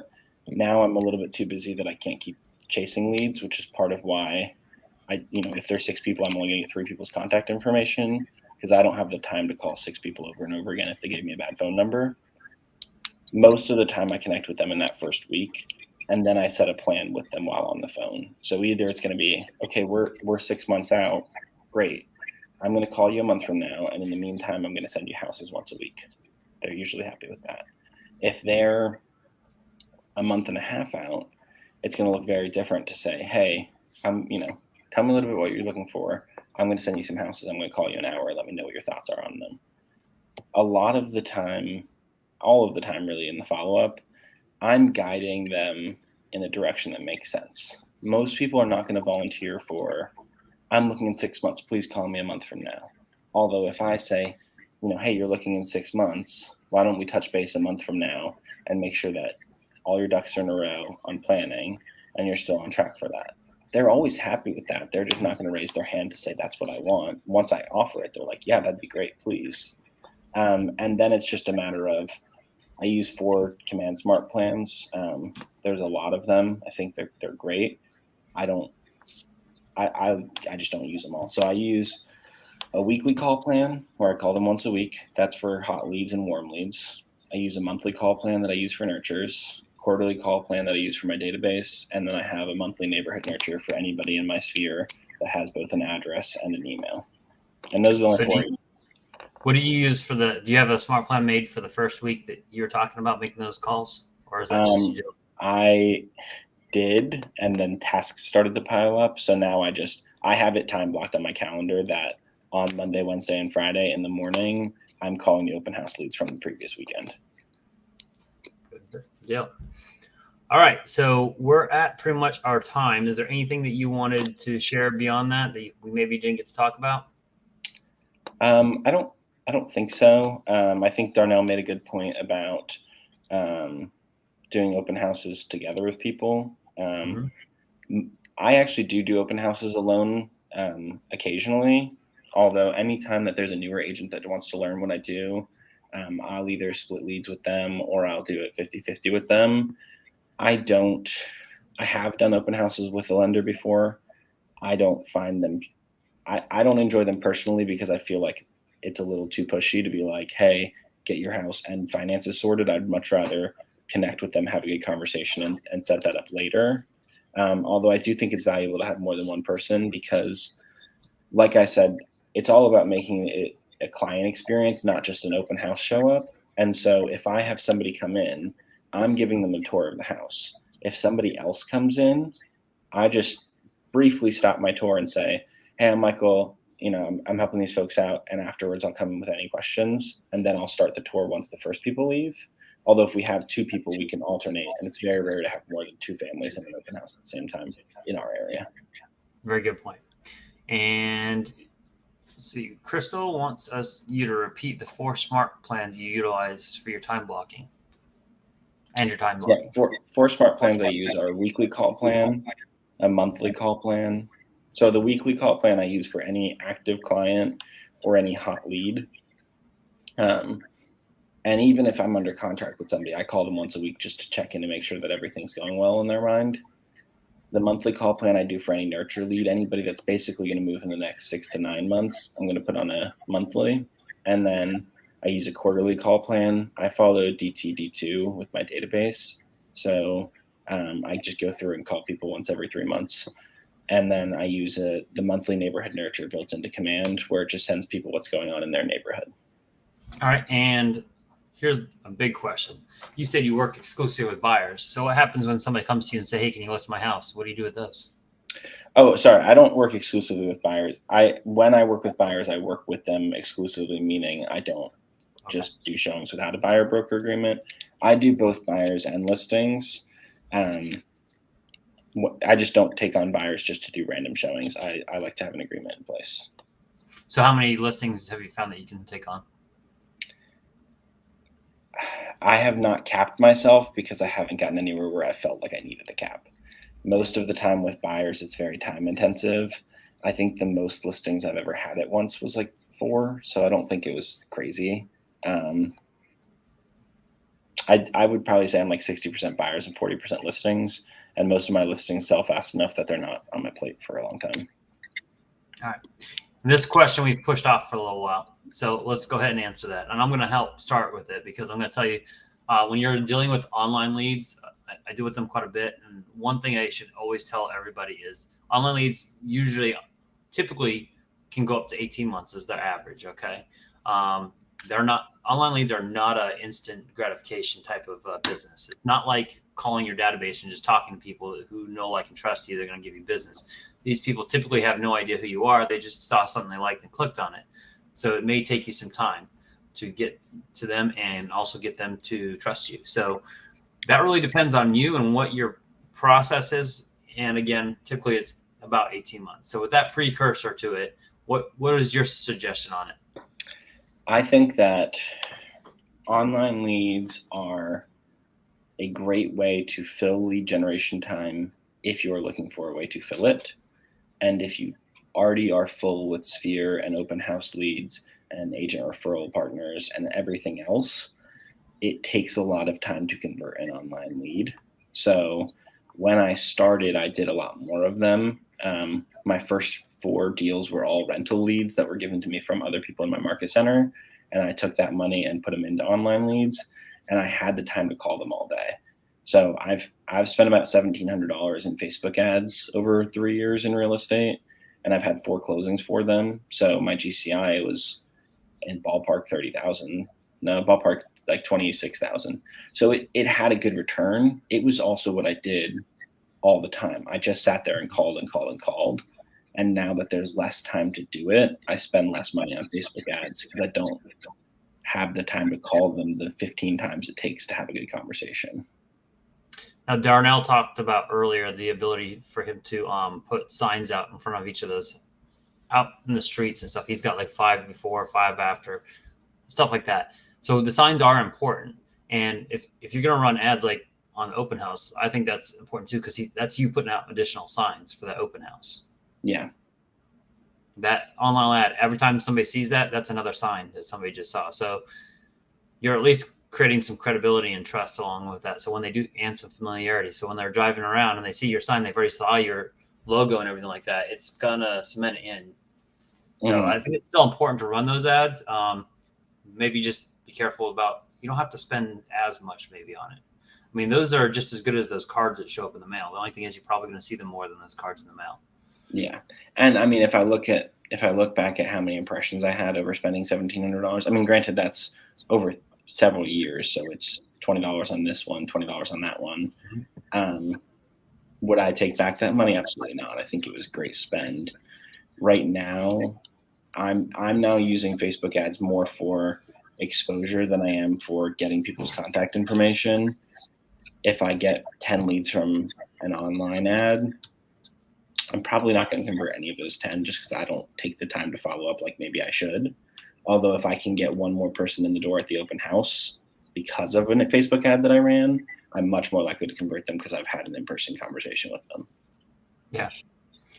I've had a lot of people in the past tell me that they saw my ads and they started following my stuff on Facebook and they felt like they're my best friend because of it. And I didn't really do a whole lot. It was all mostly automated, just going through and doing it. But yeah, most of my social media, my Facebook, my business Facebook was ads. Most of my social media is my Instagram, and that's pretty organic. I put it on my handle here and invite anybody to follow me. I've got about 1,200 people on there, some of which I've never met. And then all of a sudden I get a DM of like, hey, you're the guy from Melbourne, Florida, right? Like, yes, good to meet you. You're the grandson. Yeah, they grandson realtor. Grandma's realtor in Melbourne, Florida. All right, so here's the last question, then we're going to go to our break and our breakout session. Some people put signs in a couple days before their open houses. If it is not an HOA or gated community, how do you feel about that, and does it get more traction? I'm not a huge fan of it personally, because I find that the longer the signs are out there, the more likely they are to get stolen. And when I have put them out early, I haven't noticed a huge bump in traction. If I were to do it, it would be if I have a Saturday open house, I would put them out Friday evening. We're a very older community, and so the last thing I want is to have a bunch of open house signs and have an older seller, because most of my clients are older, and have people knocking on their door like, "Hey, can we come through?" And they're like, "No, it's not till whatever day," because it doesn't matter if you post a note on the door. People are still going to be bothersome, and the idea of getting one more person in at the risk of ruining a relationship with the client, I just put them out right before. I put them out like Darnell. I get there about an hour before. I put out signs 45 minutes before, and I pick them up right when I'm done. So know your clientele. Yeah, our area is just older, so we don't have a lot of leeway with putting things out, and people get upset. Scott wants to know if you follow what's recommended, which is the 20 to 40 signs per open house. Yeah, at minimum, I'm putting out 20. Most of the time, I'm probably closer to 40. I do at least 2 on every turn, because some people might miss the first one, or it's just more eye-catching if there's 2. One of the mistakes I made a lot when I was starting was I would route it from either my house where I was starting at or my office that I was starting at, and only do signs in that direction. Now I look ahead of time to figure out, okay, there's probably 2 paths to get there. Make sure to have signs on both of them. I've heard before people just knowing where the traffic is coming from. Like if you're doing it on a Sunday, there's a church nearby, making sure you get the traffic out near the church. 100%. Or if you're doing it in the afternoon, school's getting construction still. I befriend the builder's agents and just say, hey, if you know a sale's not going well, can you send them to my open house? And I'll go, buy them lunch or whatever every time. Nice. Good job. And do you have, somebody's asking if you have a photo of your open house signs. I would say the best thing to do there is follow him on Instagram, and maybe you can catch it there. Maybe you can go ahead and put that up. Yes, you are. You're a rock star. For 22 years old and already getting this, you're doing a good job of following what your coach is telling you. So good job. All right. Michael, I appreciate you coming on today. I think we got a lot out of it. If you could do me a favor, people in the chat, if you could put like 2 or 3 ahas in there, I'd like to get 2 or 3 ahas and throw them up. But Michael, way to represent Melbourne. If you have referrals and you want to send them to Michael, what's a good email address? Can you maybe throw that in the chat for us here? Yes, I will. Good way to contact email. Obviously, you can get them at Instagram. Like I said, I'm 22. Text or Instagram works a lot better than email. Well, however you want to be contacted. I would say text is probably the easiest, or my Instagram is on the screen. I'll put out my phone number. And plus, I follow the command system of having people in my database. So if anybody's on here in a different area of Florida or a different area of the country, just text me with your info and I'll save you and put you in my database. Perfect. Thank you for talking to us today about your VIP experience. And we are going to take a break. And when we come back, hopefully you've taken this time during our break to go ahead and talk about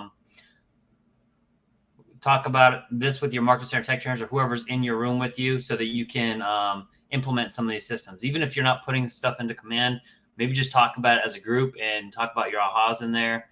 We've got a few of them right here.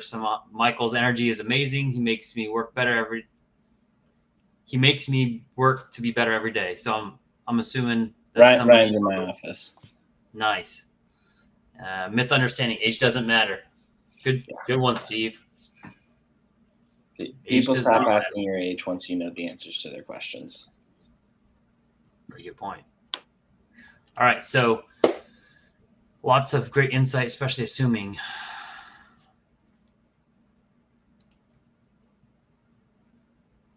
Working with 4 buyers makes sense. That's a good one. I do like that one. I think it's good to set expectations, but I think at the same time when you're doing that, you're telling people that, which is kind of making it kind of exclusive. And Anytime you have some exclusivity around it, sometimes that gets people wanting to work with you more for whatever reason, right? And what's funny is if I mention it casually, toward three people just put FOMO at the same time.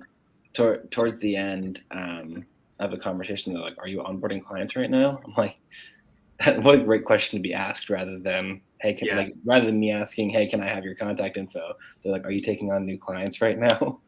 So it makes the job a little bit easier when you tell people that, because then it does add some FOMO. I think that's my takeaway for the day. I've never used that one. I like that. All right, guys, go take some of this stuff, go implement it. We're going to put some music on and give you a break to work on implementing. And then we're going to come back, and Chris Orsini and Cole Diato I don't know if I'm saying that correctly. Cole from East Boca is going to come on and talk to you about lead capture and conversion. So if you want to learn about how to create those lead capture QR codes and stuff like that, that's what they're going to be talking about. So that's going to be a next session. Thank you again, Michael. Appreciate you. Of course. All right, so we are going to go to our break now. Enjoy, guys.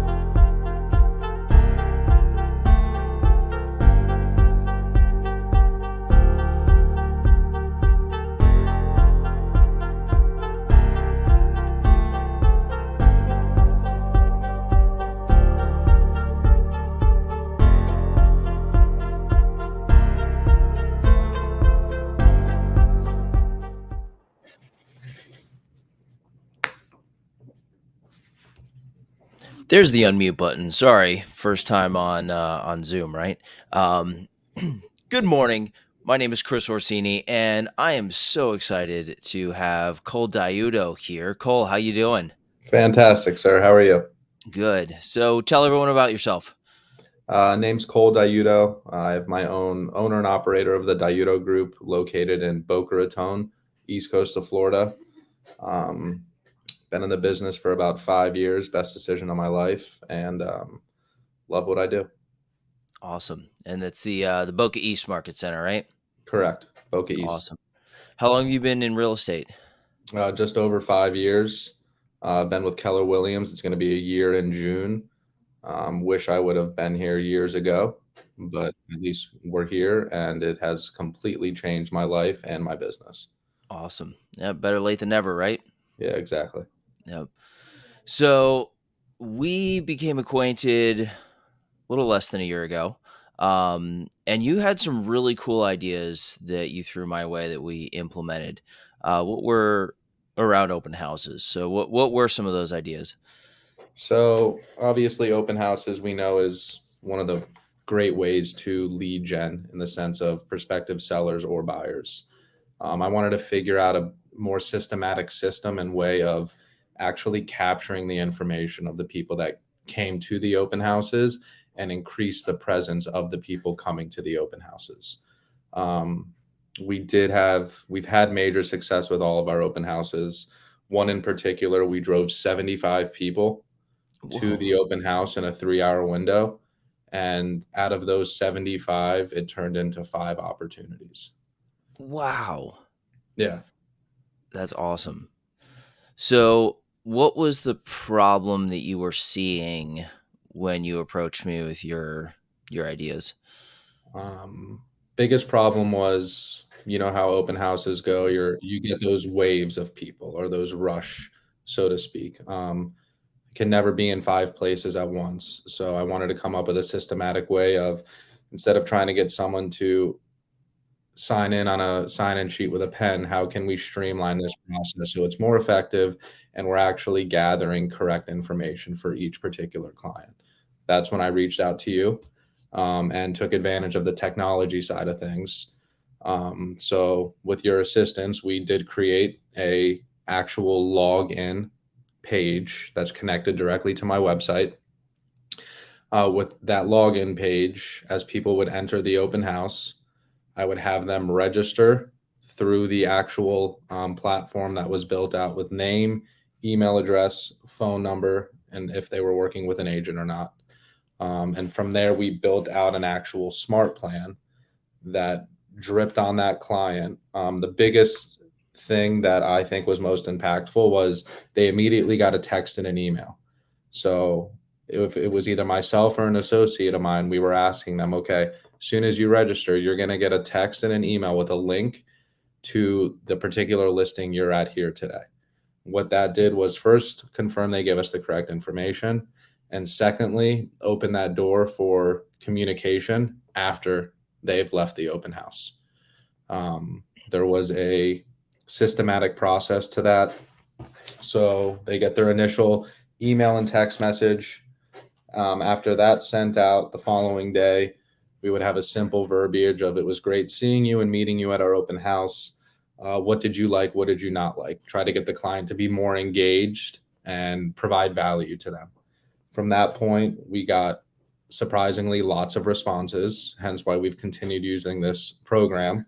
On that third transition within the smart plan itself, then there was another email and text that went out asking them, hey, how soon are you looking to move? What is your game plan? How can we at the Diuto Group be of assistance to make sure that we're following your timeline and getting you into the best home that's currently available on the market today?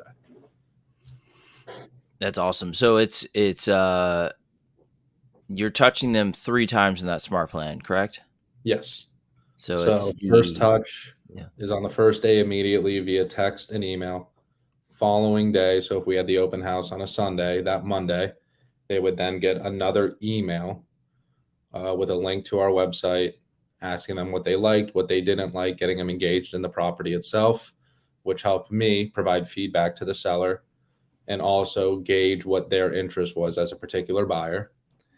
If we didn't get a response from them on that, then 3 days after the open house, they'd also get another email and text And that's when we went a little deeper in asking them what's their plan, how soon are they looking to move, and how can we be of assistance and help. So you said you've got, out of the open house of 75 people, you got 5 new opportunities. Out of that 75, how many people responded to either the text or emails? Our response rate on that was just over 40%, Whoa. which I was surprised by. I thought it'd be a little lower. Mm-hmm. I would say 15% of those responded back saying, we have an agent, which we all know in this business that some people will say they have an agent after the fact and so forth. It's the process of correctly following up, asking the right questions to actually dig deep on whether or not there is an agent involved. But from those opportunities itself, it didn't just stop with the open house sign-in page that we built out. My signs that I put out are almost twice the size of a standard open house sign. And we put out a lot of them. So we're really driving the traffic to the property itself. A week prior to the open house, we do launch a social media campaign where we're advertising through Facebook, through Instagram, even LinkedIn, for local people within the area to drive them to the open house. From that point, we obviously get there much earlier than when the open house starts because myself and associates were door knocking 15 houses to the right, 15 houses to the left, and 25 across the street. We want those nosy neighbors to come because that's a potential listing Mm-hmm. and a potential have not met that we can turn into a met that could potentially be business down the line. And with doing so, that did actually lead to a listing from the sale of that property during that open house. Nice. So I'm hearing you put massive effort and massive urgency on the lead generation side of this open house, right? The door Correct. knocking, the campaigns, and then you don't just stop there. You then understand that the fortune's in the follow-up, and then put massive urgency on the follow-up. So much so that they're receiving a text message and an email as soon as they sign in. Correct. And a big thing with that was, beginning of my career open houses, we were doing standard sign-in sheets. And I would say half the time people were putting an incorrect email or an incorrect phone number. And this is a way to help us, I should say, confirm that we're getting that correct information. And it's a simple ask of, hey, if you don't mind, once you sign in, check your phone, make sure that you got the email and the text message, as we want to make sure that you have the specific listing. Because if this isn't the only open house you're going to today, we want to make sure that you can easily reference back, look at the professional photography and walkthrough video that will be attached just to help you to remember what you saw today, what you liked, what you didn't like, etc. Awesome. Now, do you mind if I screen share and share the sign-in sheet? Yeah, of course. Okay, awesome. So, yes, continue. There we go. Here we go. Are you seeing my screen here? Yep, it's loading Awesome. up now. So this is your agent site here. Right? Yeah, it's the standard one that was provided by Keller, which I think is great. You still have the IDX platform where potential customers are still able to search. And then right there in the drop down, so we just have an iPad with cellular data on it, and we're able to just open it up, click on that open house sign-in link. And then right there, it gives the information that's required to be entered. And then as soon as it's entered, it goes into our command with an open house tag.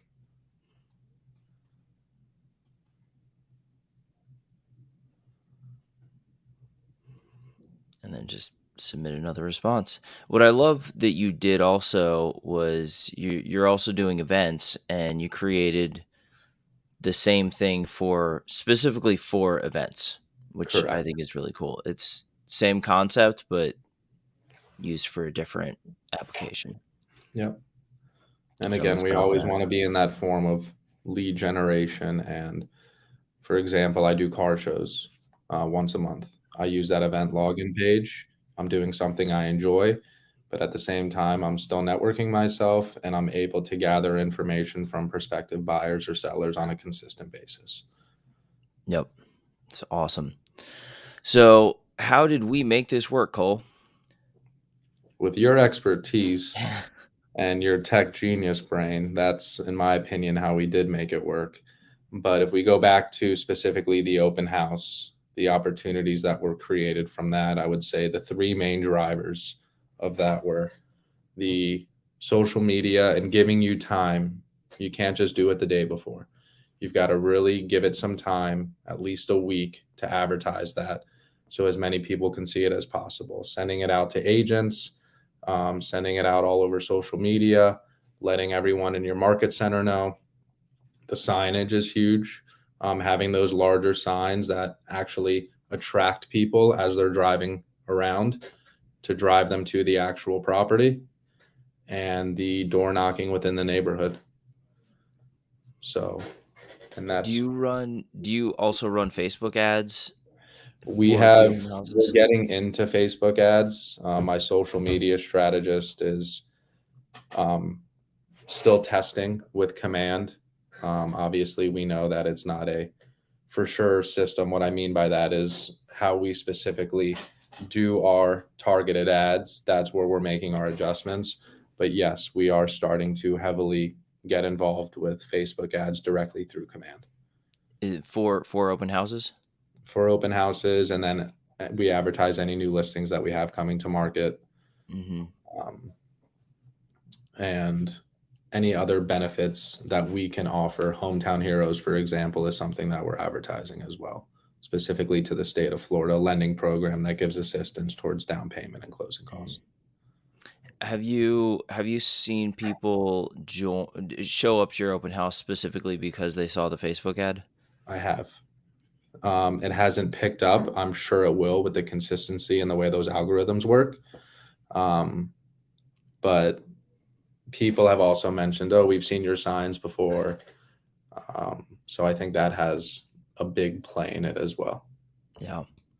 Awesome. Well, I see some questions rolling in on the chat. Brandon Long asked, does this form change for every open house? So we don't change it for every specific open house, Brandon.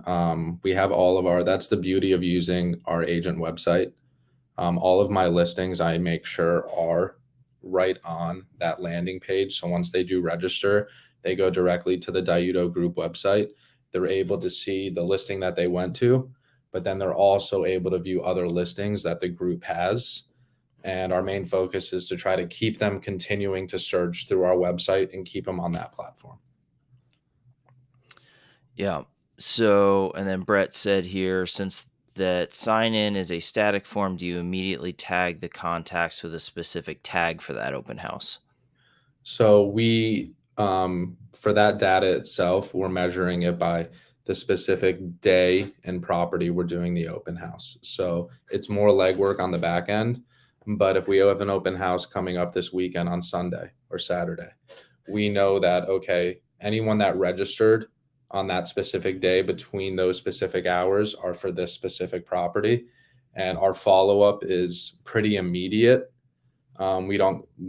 It's very rare anyone is not receiving a phone call within 24 hours, even after they've registered at the open house.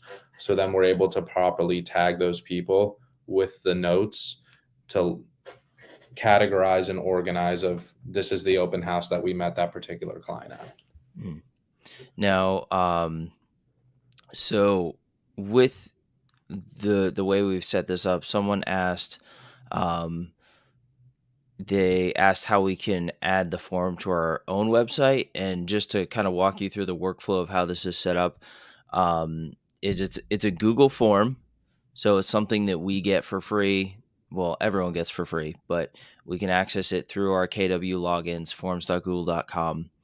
And that form is then embedded on a page on a website. So I know this is getting kind of, a little, master's degree version of this, but so you create the form, they'll give you an embed code, you embed it on the site, and then we use Zapier to take that the form data and send it to command.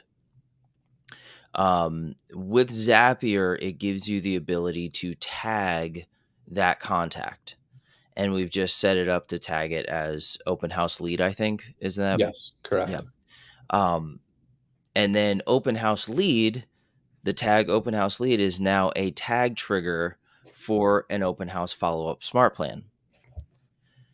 And when Cole does an open house, if he wants to add anything specific in the follow-up on that particular property or that particular open house, all he has to change is the smart plan until he goes and does another open house.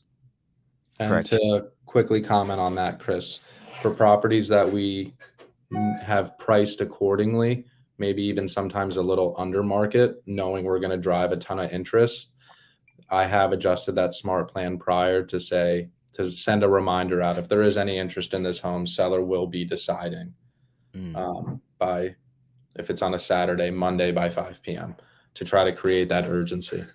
Yep. So Ryan it was popped up for a second and then came down because I decided to answer a different question. But Ryan asked how you got 75 people to your open house. So what I heard, and correct me if I'm wrong, and then you can adjust it, is you get big signs. Yep. And tons of them. You door knock 15 open houses to the left and 15 to the right, and then 25 across the street. Correct. And then you blast it on social media. Correct. Was there anything that I forgot? No, and I mean, obviously, for this particular property, we had 75 people come to. It was priced accordingly. What I mean by that is the seller did want to drive a ton of interest. The only showings occurred during the open house. So you can imagine us going live on a Friday, active, but not being able to show the property till the following Saturday. That week of social media campaigns of letting everyone know about the open house, but also agents and potential customers seeing that property active on the MLS.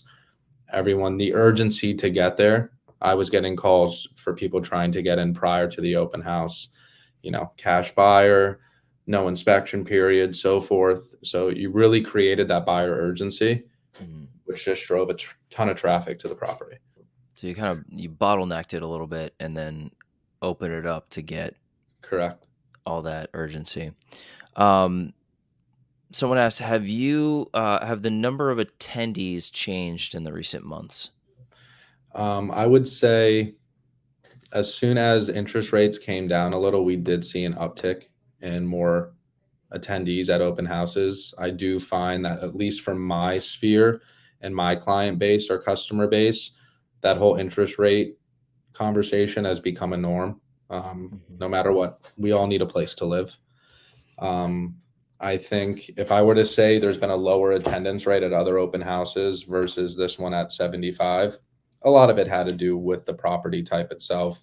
There was only one other listing active within that specific community, A-rated school zone. It was a lakefront home with a pool. So obviously the home had a lot of attraction to it. It wasn't a fixer-upper one-bedroom condo that, no one had. It wasn't an investor interest only. This was a beautiful home that was in a highly sought-after area, and that drove a ton of the interest to the property. And is that the same area that you got another listing off of the open house? Yep. All right, so now it's turning into a farm. Yep. So Brett asked, what smart plan was it that you used? We created the specific smart plan based on how we built out the form. So once we built out the form, I then put together what I exactly wanted to be said via text and email, and we just built out the smart plan. It wasn't one that was already embedded into command. And it's like a big old 2-pager HTML email with a bunch of pictures and shenanigans all over it, right? Say that again. So I'm being kind of facetious, but it's a big giant 2-page HTML email with tons of pictures and graphics and links and Not at everything, all. right? Very, very simple, right to the point. You know, we all know that people don't want to read a huge paragraph. Everyone wants to watch videos. It's a simple, you know, it was great meeting you and seeing you at the open house. Here's a link to our website so you can view the listing again and other listings that the Daiuto Group has. Just 2 sentences, 2-3 sentences, maybe. It's simple. Yeah, I love it. So let me see what other questions are in the chat. It was someone got beyond me.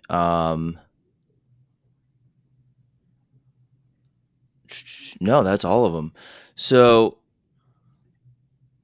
and then if you'd like, I mean, I'm more than happy to, even Chris, if you can assist me with this, we can share the smart plan. Yeah.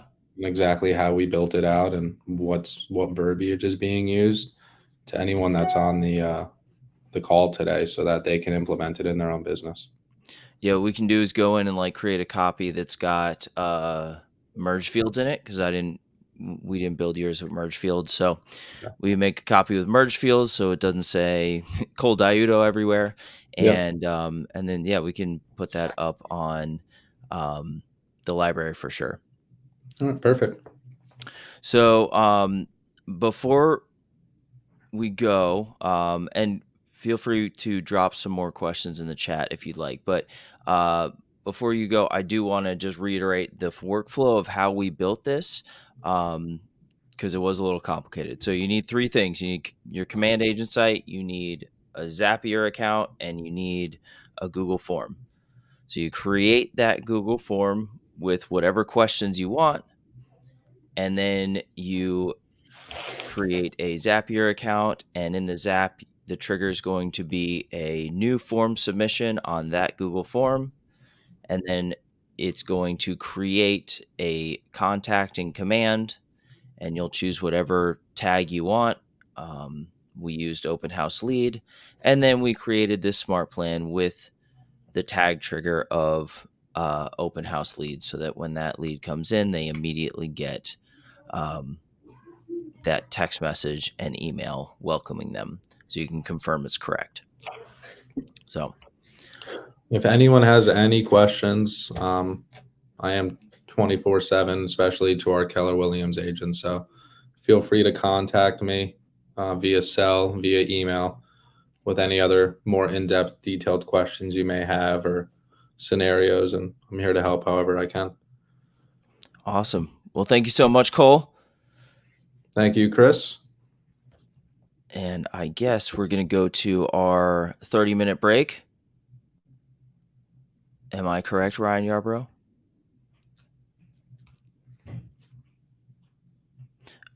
Unless someone else has questions.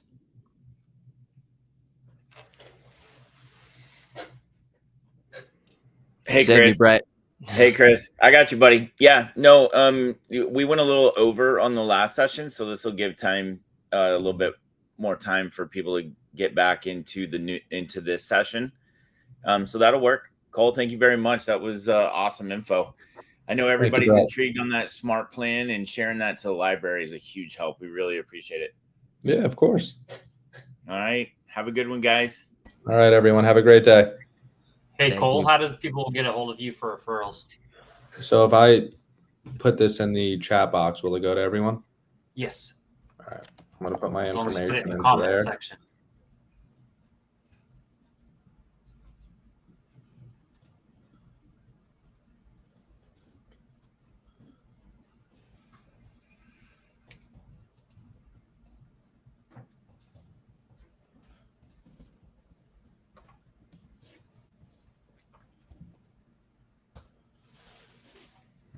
My info's in there.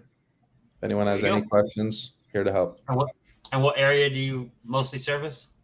So our office is located in East Boca Raton. My group does travel pretty significant distance from the Juneau Stewart area of Southeast Florida all the way down to the Northern Keys. Wow. So we do cover a wide range but that just Yeah. comes from what our client base and customer base has asked from us. I think any of us will go down to the Keys and work in the Keys. Yeah. All right. Thank you very much for coming on today. And thank you, Chris, for hosting. We are going to again take another break, and we're going to come back with Sasha Valdez, who is the showing assist, or I'm sorry, the buyer's agent for Donnell Aponte's group. She's going to be doing the Spanish session. So for this next session, it is in Spanish, and that's one of the reasons I wanted to come on, is to make sure everybody knows it is Spanish. So I'll be listening, and I'll be listening hard and trying to get as much as I can of it.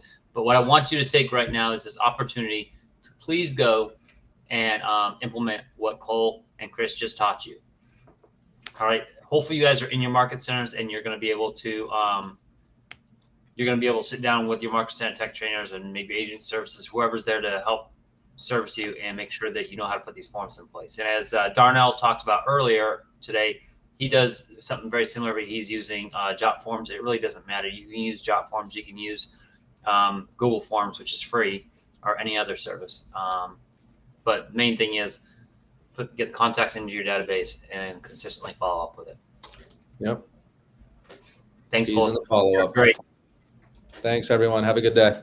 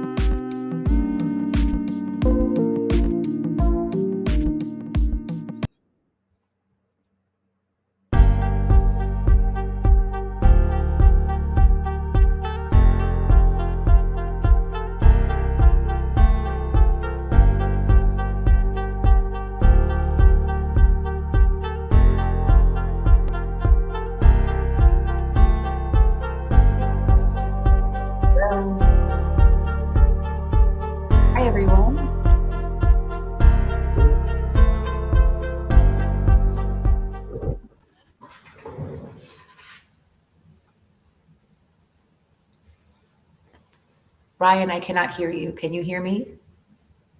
See, I like to do this every single time. I just like to make sure that I mute myself so I look like I don't know what I'm talking about. My name's Ryan Yarbrough, and I'm your Regional Technology Director. I'm joined here with Sasha Valdez, and this is going to be the Spanish version of today's course. And I'm going to let Sasha take it over because this is not my All right, expertise. I'm sure you can hear me, but I cannot hear you. So give me 1 second, okay?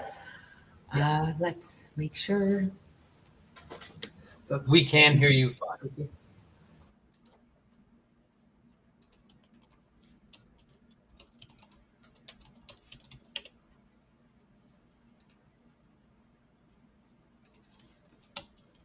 Oh, I can hear you as well. Hi. Hello.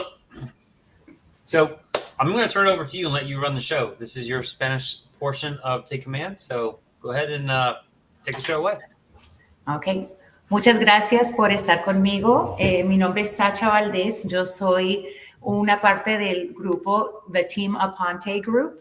Y aquí estoy para poder ayudar a las personas que quieren saber cómo tienen tácticas de puertas abiertas de buenas raíces.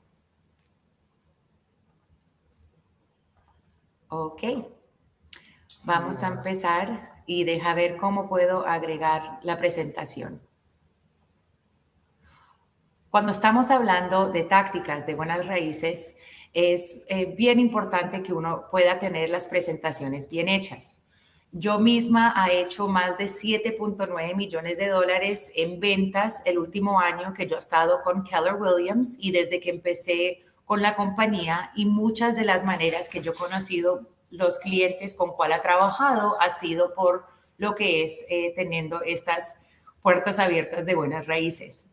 Normalmente yo he estado presentando al frente de muchas personas y cada vez que tengo la oportunidad de hablar con alguien, yo he visto que hemos tenido un evento muy bueno cada vez que uno está en una casa. Básicamente hoy lo que quiero hacer es ayudar a las personas que tienen problemas en no saber qué tipo de organización necesitan o qué tipo de estrategia quieren, pero vamos a poder ayudar a que puedan crecer sus negocios, obvio, conocer más clientes, puede ser por las personas que están comprando o las que quieren vender sus casas. Vamos a describir lo que va a ser la lista de verificación antes de la jornada de puertas abiertas. Eso va a ser 3 días antes, todo lo que se trata del día actual y también el seguimiento con los clientes, que es muy importante. Vamos a poder agregar que van a ver todo lo que están haciendo cuando se trata de conseguir más personas, cuando se trata de la presentación que uno está haciendo y por qué es que tenemos un evento tan bonito que cada vez que tengamos la oportunidad de estar al frente de las personas, tenemos un success que está muy alto. Perdón porque el trabalengua se me viene. Me gusta mucho lo que he aprendido con Gary Keller. Y cuando tú haces lo correcto y luego haces lo siguiente correcto, con el tiempo se suma y se libera el potencial geométrico del éxito. Nosotros hemos hecho esto en The Aponte Group muchas veces, una y otra vez más, y la estrategia me ha servido muy bien siendo una nueva agente. Más que nada, la presentación que uno da desde el principio con estar con alguien hasta el último momento que le entregas las llaves es muy sumamente importante tratar de agregar la atención y también tener el potencial máximo para poder agregar la venta o cliente, o mejor dicho, la referencia para el futuro también. Las oportunidades en números son muy importantes. Muchas personas no se dan cuenta lo que es estar al frente de alguien. Más que nada van a poder ver lo que es tener una estrategia que te va a ayudar a aumentar tu negocio. 2 de 3 vendedores o compradores contratan al primer agente que conocen. Entonces, si ese agente puede ser tú, por lo que han estado mirando por Zillow o han estado haciendo sus ventas y búsquedas primarios solitos o con su esposa o su esposo o familiares, cuando se presentan en una casa, ya están mirando y buscando a quién van a contratar. Cuando eres tú la persona que le da la primera impresión y la haces bien hecha y ven cómo te vistes, ven cómo hablas, ven cómo tratas a las personas y el conocimiento del mercado donde estás trabajando es supremamente importante. 8 de cada 10 invitados a la jornada de puertas abiertas no tienen representación. Me imagino que muchos han estado trabajando y le han preguntado, ¿y tienes un agente? Y mucha gente, claro que sí, dicen, no, yo estoy bien, gracias, no necesito ayuda. Igual cuando uno va a ir a comprar una casa, es igual como comprar zapatos, es igual que cualquier cosa. Nadie quiere que alguien esté arriba, respirando arriba de uno, pero más que nada nadie quiere que se sientan ahumados con alguien arriba. Entonces es muy bueno tener una estrategia que ellos te ven como eres abierta, personable y que vas a poder ayudarlos en la negociación, porque muy amigable tampoco va a servir, por lo que después no van a ver que estás poniéndote todo en su posición profesional. Entonces, con saber eso, más del 50% de las personas que van a contratar a la primera persona que van a entrar a tu open house o a tu hornado de casa no tienen representación. No quisieras que ustedes tuvieran la oportunidad de poder agregarlos como clientes. Esta página es directa del NAR y básicamente lo que estamos hablando aquí, que no la pude transferir al español, es que normalmente los números, cuando uno está viendo en nuestra compañía, todo tiene un nivel de ejemplo. Y por decir, si uno está mandando papeles o mandando una carta, son 2,000 por cada una persona que uno puede conseguir. Si estás llamando llamadas frías, como se dice, normalmente son entre 1,600 llamadas por cada una persona. Si estás tocando puertas, y aquí en Miami y aquí en el sur de la Florida es bien específico las áreas a donde uno puede ir, a donde uno se siente cómodo y especialmente con el calor, pero igual el trabajo está ahí y la oportunidad está, pero normalmente son entre 100 puertas por cada un cliente. Cuando estás hablando de personas contratadas adentro de nuestro, lo que digamos, influencia, digamos, el círculo de influencia de uno, claro que cuando uno viene con conocido, normalmente son cada 50 contactos por cada uno. Y ahora estamos hablando de una casa donde estamos haciendo una hornada. Eso significa que con solamente conocer 15 personas o por cada 15 personas, cada 15 contactos, vas a poder conseguirte un cliente. Si tú estás haciendo diferentes presentaciones durante la semana, súper bien te va a ir porque vas a poder conocer a las personas que están directamente buscando ahora casas y muchas veces vienen sin representación. Entonces, si te presentas bien, hablas claramente y ven la manera que tú tratas a las personas, yo no veo cómo una persona no agregar muchos más clientes y agregar más lo que va a ser sus contactos que vas a poder estar haciendo el plan que uno aquí tiene con Keller Williams. Aquí sí tenemos una estrategia muy bien y me encantaría poder hablar un poquito más sobre ella. La estrategia de este mercadeo es muy importante porque antes de abrir las puertas de la casa para poder hacer la presentación, uno de verdad tiene que prepararse y saber a quién vas a hablar, a quién vas a conseguir, cómo vas a estar haciendo las cosas, cuándo sería el mejor tiempo de tener uno de estos eventos. Muchas piensan, uy, no, mejor solamente sábado, solamente domingo, capaz que esto no sería buen tiempo durante la semana y nosotros vamos a hablar que por qué 7 días a la semana les puede tener un tipo de averaje muy bueno porque todo depende del clientel que se está presentando ese día. El segundo que vamos a poder hablar es qué estamos haciendo para tener tanto éxito y a dónde voy a estar poniendo toda mi información. Con quién voy a estar hablando y cómo es que lo voy a hacer todo. Y muchas personas sin saber cómo tener una estrategia buena se pueden perder. ¿Qué hago? ¿Pongo una notificación afuera de la casa? ¿Me siento ahí? ¿Espero? No. Hay muchas maneras de prepararse y con eso vamos a poder agregar una estrategia muy buena que me ha servido muy bien. Primero, vamos a tener preparaciones para nuestro evento. Eso significa que vamos a hablar con nuestros amigos y familiares Capaz que hables con tus vendedores. Tú tienes una compañía que hace inspección, capaz que ellos quieran estar. Si tienes contractores, también. Si tienes una persona que hace piso, una persona que hace techo, como sea, puedes agregar y decirles a ellos que estás con una casa en venta. Uno nunca sabe las familias y los amigos que ellos tengan que capaz estén con interés de esa área. El otro también que sería importante es agregar y hablar con los vecinos. Muchas veces uno es chismoso y quiere mirar lo que está pasando en la casa, pero también hay cosas que hemos visto que muchas veces los vecinos tienen familia y amigos que se quieren mudar al área. Y con no saber que la casa viene en el mercado, capaz que ya tengas un comprador o capaz que ellos también tengan la oportunidad de vender contigo. Y si ellos ven que la casa no estuvo mucho tiempo en el mercado o que tú le traíste muchos compradores a su casa, ¿cómo no van a estar ilusionados que tú le vas a dar el mismo tipo de programa? Entonces, cuando uno prepara bien este tipo de negocio, vas a tener oportunidades hartísimas que van a poder ayudar.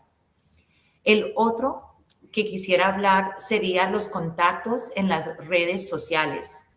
Yo misma pongo mucha información por Facebook. Yo también hago mucho con Instagram. A veces me pongo live cuando estoy viendo una casa, capaz que cuando la estoy preparando, tú puedes ir a mis páginas y ves que yo digo, mira, esta casa la vamos a estar preparando para la próxima semana, me tocan fotos este fin de semana, tal cual, y básicamente le estoy trayendo más y más ilusión a la casa y también le hace sentir bien al vendedor de la casa. Al fin, uno, claro que está tratando de buscar más compradores, pero con el vendedor, qué bueno más, qué mejor ejemplo puedes hacer que ellos ven que estás entusiasmada o entusiasmado en vender su casa y traerles un comprador.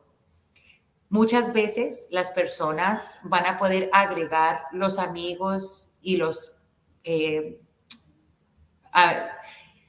amigos y los familiares que también capaz estaban pensando en vender, pero ahora tienen la oportunidad, no tanto solamente en esa casa, sino en trabajar con alguien profesional.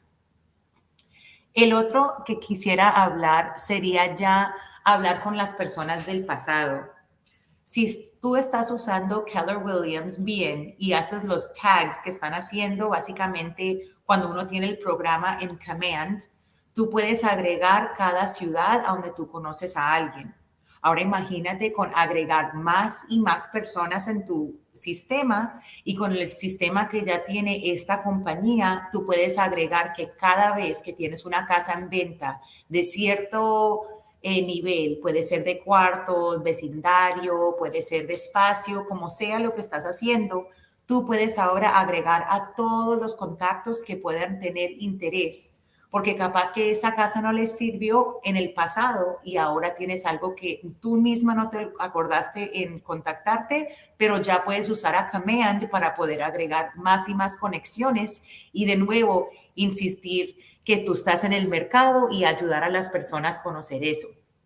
Entonces, a mí sí me gusta preparar muy bien antes de tener la presentación, porque con tener más y más personas mirando la casa antes que llegue al mercado, ya tengo muchas más opciones de venderla, en otras personas comprarla y también capaz ayudar a personas que también estaban buscando, pero no han encontrado la persona adecuada que ellos se sienten cómodos trabajando con ellos. Ahora, en preparaciones para la casa, esto se va a hacer antes de tiempo. Más que nada, uno sabe ya cuando estás presentando casas que las personas siempre hacen las mismas preguntas. ¿Cuánta edad tiene el techo, el calentador de agua, cuánto tiempo tiene esta piscina, de qué profundo es? Quisiera saber cuándo fue el refrigerador comprado, sabes, todo que ya hemos hecho una y otra vez más, sería bien tenerla todo listo. Entonces uno va a querer saber la edad del techo, qué edad tiene el aire acondicionado, el calentador de agua, cuándo se hicieron estas renovaciones, cuándo es la última vez que se cerró la piscina o si tiene algún tipo de sistema de seguridad o si las ventanas vienen con impacto, cosas que de verdad uno les van a estar preguntando una y otra vez más y siempre es asegurado que te la van a hacer, mejor estar preparado y tenerlas todas listas para la presentación cuando estás al frente de las personas. También vas a poder buscar a todos los vecindarios que están ahí y a ver si hay una oportunidad de hablar con ellos. Vas a decirles a los vecinos al frente y al lado y atrás de ti que vas a estar haciendo una presentación, así no se alarman por los carros.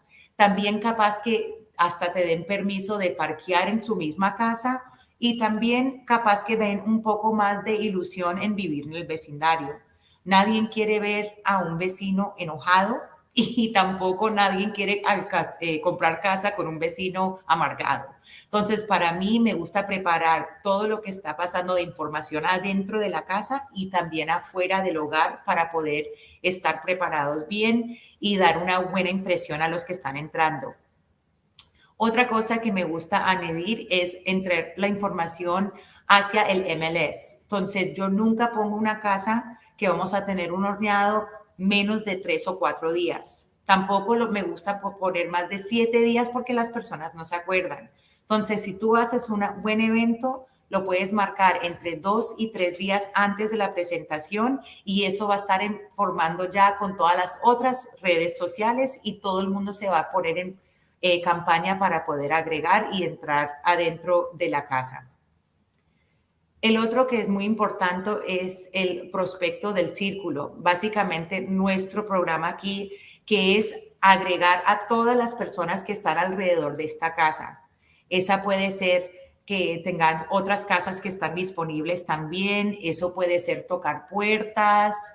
Y si ese es tu estilo, es muy bien encontrarse con las personas alrededor y presentarte también. Va a dar buen gusto para las personas que son vecinos. Ven que eres amigable y también capaz que puedas conocer otra casa en venta o un comprador que puede trabajar contigo. También vas a poder agregar y organizar muchos tipos de diferentes maneras de comunicarte. Puede ser que tú dejes papeles en lugares sociales, como una pizzería que queda al lado. Puedes hablar con el agente del club social que tengan allá.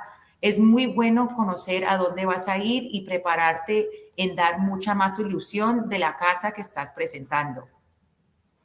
Yo personalmente tengo una bolsa que yo llamo el Open House Bag y básicamente la tengo en el carro por cada ocasión.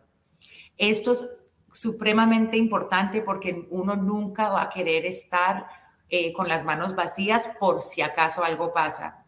Eso va a ser lo que va a tener el jabón de agua de mano, porque uno nunca sabe si la casa está vacía o usar las cosas personales de alguien, capaz que ellos no quieran que hagas eso. También es muy importante tener cosas de sanitización. A mí me gusta tener las bolsitas esas que se ponen en los zapatos, porque si llueve ese día, nadie quiere que todo el mundo esté entrando con los pies sucios a la casa de uno. Entonces, a mí me gusta tener esas bolsitas también que uno se pone en los zapatos. El aliento de uno es muy importante. Nadie quiere ver que usted comió ajo o que estabas comiendo tostones, ¿sabes? Un café también puede dejar árido la boca. Digamos que la presentación es muy importante por esa parte también. A mí misma me gusta tener siempre tijeras, me gusta tener toallas de papel, me gusta también tener cinta y me gusta tener una cinta métrica.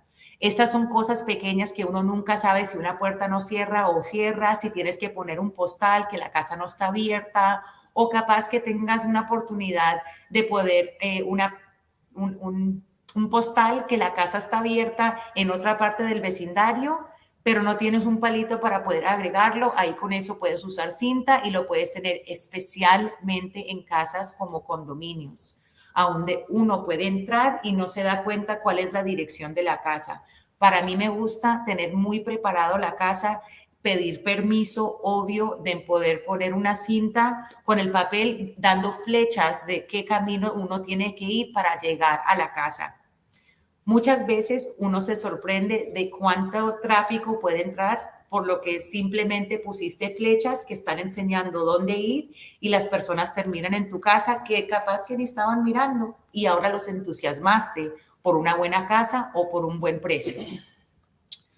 La otra parte que yo quisiera hablar sería ya la publicación en todas las partes a donde tú tienes que preparar la casa para tratar de traer mucho más audiencia al mercado. Esto va a ser publicar en todas partes, Facebook, Instagram, si estás publicando en Zillow y tienes comunicación con otras personas, que tus amigos te ayuden. Si tu familia sabe que tú tienes una presentación, que lo agreguen a las páginas de ellos. Al fin, lo que tú vas a querer tener es muchos más ojos y contactos que tú estás en el mercado, porque aunque la casa no le sirva a esas personas que están mirando, por lo menos saben que tú estás trabajando. Lo bonito también es saber en dónde tienes el mercado. Lo que tú tampoco, y tenía que haber dicho esto antes, vamos a poder agregar que la persona, si estás haciendo una presentación, tengas las leyes de la ciudad o del condominio.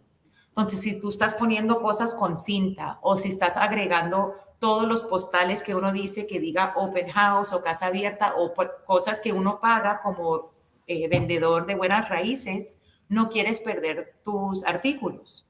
Entonces, con hecho, es muy importante que tú hables o mires con la ciudad o el condominio con sus leyes y regulaciones para no perder los cosas personales de uno. Ahora, eso significa que si una ciudad dice que lo máximo que tú puedes agregar para publicar sobre eso son 6 señales, pues agrega que tú también estás siguiendo, porque lo peor es tener que salir de una casa abierta o un horneo de buenas raíces, vas a buscar tus cosas y no están. Entonces, es muy importante que cuando estás publicando tus cosas, lo estés publicando en una manera honesta, con la información adecuada, pero cuando estás en persona poniendo todos tus postales o usando cinta para poner las direcciones de la casa, no la estás haciendo con problemas a los demás. El otro también que quisiera hablar es de lo que va a ser el folleto de inicio completo, y esto es para tus ojos solamente. Básicamente, esto va a tener lo que va a ser la fiscal del tasador de propiedades. Esto va a también tener la vista completa del MLS, la vista detallada del MLS, que va a tener todo lo que son los impuestos. Vamos a tener la información del HOA, si es que la asociación tiene precios, si tienen special assessments, toda esa información. Tú no la vas a entregar a cada persona que entra, sino lo vas a tener como guardado, porque si las personas entran a la casa y te preguntan esto, uno quiere verse calificada en su posición de vendedor. Entonces vas a tener todo en una manera que yo mismo lo llamo como la trampita de uno, porque uno lo puede tener en el celular de uno o lo puedes tener en una página agregado afuera de los ojos de los demás, para que así si llega un realtor o si llega una persona educada que quiere tener un poquito más de información, ya estés lista. Una persona sin preparación de verdad que deja una lástima de impresión con las personas. Ahora, antes de tener esto, y esto estamos hablando de cada paso en paso, ahora vamos a estar el día anterior del evento. Vamos a agregar de publicar esto una y otra vez más. Entonces ya los 3 o 4 días que has preparado, tus familias y amigos han ayudado en dar el réclame de que estás haciendo este evento. Vamos a poder agregar también a tus amigos de la oficina, a ver si ellos también te pueden ayudar a publicar. Pero más que nada, vas a también ayudar que tengas un asistente o un agente contigo, o las personas con cual vas a ayudar, como las personas de inspección o el lender con cual tú trabajas, y vas a asegurar que los dos estén adecuadamente ahí antes de tiempo y que no haya ningún tipo de falle. Con eso vas a tener el iPad tuyo cargado. Vamos a hacer una regla de poder hablar con las 5 puertas del lado derecho, las 5 puertas del lado izquierdo y las 5 puertas de atrás. Entonces, el día antes de la preparación de todo, vas a estar agregando en redes sociales, los amigos de Keller Williams, si tienes personas que te pueden agregar más atención. Vas a poder hablar con los vecinos de al lado en preparación de lo que va a ser el tráfico adentro de su vecindario, y también vas a empezar a escoger cosas que puedes dar por si acaso llegan muchas personas. Puede ser agua botellada, pequeñas, sin refrigeración, y también puede ser, aunque sea pañitos o algo de preparar por si está lloviendo, no lloviendo o cualquier tipo de aumento que le puedes dar como servicio. Ahora, el mismo día de la jornada de casa, vamos a poder mirar todo lo que está pasando ese mismo día en el MLS. Por si acaso hay otra casa que tienes de competición, vas a querer agregar esa casa y tener la comparación de tu casa, a donde tú estás presentando, y las casas ajenas. La razón que tú lo haces es para poder saber cuál es tu competición, porque muchas personas que van a ir a tu casa se van a presentar en otras también. Entonces, siempre es bueno tener el conocimiento de lo que está pasando ese mismo día en el mercado, para que también te veas como una persona sabia de mucha inteligencia del mercado total, pero también de la competencia. Al menos de una hora antes de la jornada de puertas vas a estar llegando.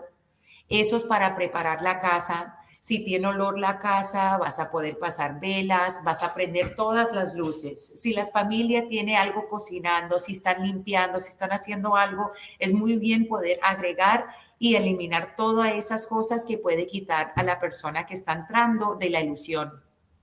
También vas a poder agregar un poco de conocimiento en mover los carros si hay muchos carros, o agregar un poco de espacio alrededor si tienen espacios de guests en la comunidad, o si puedes agregar en el pasto palitos con cinta para que las personas no empiecen a parquearse arriba de la casa de uno. Yo he tenido muchas experiencias que con solamente agregar un parqueo dirigido bien, las personas con cual he estado vendiendo con nosotros han sido muy satisfechos por lo que el pasto de ellos no estaba mal pisado con todas las personas que nos respetan. El otro también va a ser printear lo que va a ser el horario de tus puertas abiertas, porque muchas veces las personas abren la puerta sin darse cuenta que no ha presentado y que no ha ido oportunidad de agregar todo. Entonces, a mí me gusta tener, por favor, espera, esto empieza desde las 11 a la 1 y yo lo pongo afuera de la casa, así nadie llega sin invitación. El otro que me gusta hacer es poner velas y poner música que es adecuado a la área donde estamos. Si es una zona que está al lado de la playa o algo, me gusta mucho música tropical sin letra. Si estamos en una casa que es más calmada y todo el resto, puedes poner otra música adecuada, pero más que nada pones algo para que lo que va a ser la rutina de cómo tú quieres la vibra de la casa, eso es lo más importante. Entonces, uno nunca quiere asustar al que está entrando, pero sí quiere darle como un conocimiento de que esto es un hogar y que capaz que este pueda ser el hogar para uno. Nosotros tenemos un formulario de inicio de sesión y básicamente si le toman una foto, va a dar la información básica de todas las preguntas en lo que la persona está entrando, su nombre, cómo podemos contactarnos con ellos, puede ser correo electrónico, por teléfono, y también si están trabajando con alguien. Nosotros vemos que muchas veces la primera impresión es lo más importante. Muchas gracias por visitarnos. ¿Vives en el vecindario o saliste y viste nuestras letras? La razón que nosotros decimos esto es para saber si ellos son calificados o si están solamente mirando por tener interés. Otra cosa que es muy importante es cuando uno está mirando y hablando con las personas, enseñándoles que tú estás ahí por la intención de ayudarlos.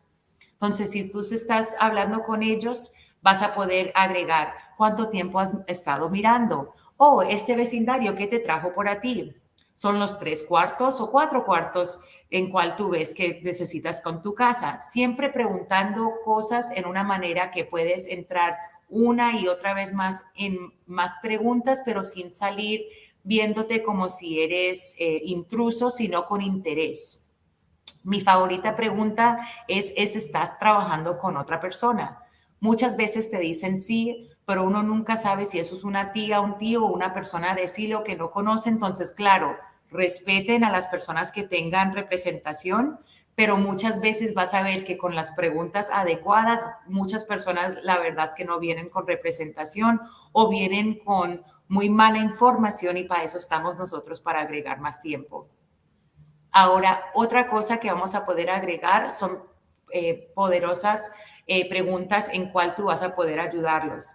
Si yo te pudiera encontrar más casas, ¿te ofendería si te mando 4 casas que encontré en el vecindario, capaz que te gusten? Oh, escuché que te gusta tal cual colegio. Yo también tengo casas que he buscado por este vecindario o a estos precios, tal cual. Las cosas que uno pregunta más y más y más, es mejor tener más preguntas hechas para poder agregar la información que uno está buscando, que es lo que tratar de fingir que uno sabe de lo que está pasando en la cabeza de las personas. Muchas veces yo he visto que es muy importante preguntar cosas como ¿te ves viviendo aquí? Porque eso es una pregunta que empieza la conversación y te van a decir directamente qué le gustan y qué no le gustan de una casa. Más y más empiezas a preguntarle cosas personales y vas a ya hacer una consulta sin que ellos se den cuenta de lo que vas a poder agregar como una consultadora de casas. Entonces, me gusta preguntar muchas cosas como si ya están aprobados, si ya han estado en búsqueda por mucho tiempo, qué del vecindario les gusta, si tienen hijos, muchas cosas que al fin, más y más uno pregunta, más y más uno empieza la relación con esa persona y al fin se sienten más cómodos abriéndose contigo también. Otra cosa que es muy importante es preguntarles cuándo ellos están buscando casas y qué tipo de horario tienen ellos mismos. La razón que digo es porque si los conociste un miércoles, ya te das cuenta que capaz que los miércoles o durante la semana es más fácil comunicarte porque capaz que ellos trabajen los fines de semana. Si los vistes el fin de semana, es mejor hablar con ellos el fin de semana, así tú y ellos se están comunicando al horario que les sirvan a ellos, pero también tú te puedes organizar bien con el cliente que estás conociendo. Lo que sí quería decir es que más que nada la oportunidad que uno tiene con hablar con las personas es preguntar muchas cosas que les agrega hablar contigo, que les va a ayudar a sentirse que alguien quiere saber de sus necesidades, no tanto de una venta. Lo bueno es que cuando tú haces las cosas adecuadamente, con la presentación hecha bien, con hablar con los vecinos, con agregar a las redes sociales, cuando sabes sobre esa casa y otras casas más en el mercado, tú vas a poder agregar un conocimiento y te vas a ver en una manera profesional que las personas se sientan muy cómodas dándote más información y trabajando contigo. Ahora, lo chévere de esto es que nosotros tenemos a Command y con Command cada persona que tú agregas van a poder agregar un Smart Plan y básicamente con cada persona que tú agregas, capaz que no compren contigo hoy, pero el día de mañana ya te tienen como conocimiento. Ya saben que eres una persona profesional, que sabe sus detalles y que los va a cuidar y tratar a ellos y sus necesidades con cariño, interés y más que nada profesionalismo. Entonces, con nosotros es muy importante que uno tenga toda la información para que te veas bien informado, que te veas bien vestido, bien presentado y más que nada que te veas suficiente en ayudarlos en comprar una casa o capaz vender una casa y poder darles el servicio a sus referentes también. Aquí tenemos algo si alguien quiere unirse con el grupo Aponte. Y por fin, si quieres conectarte conmigo, mi nombre es Sacha Valdés. Aquí tienes toda mi información y yo siempre estoy al alcance con un número, el 917-400-3468. Gracias.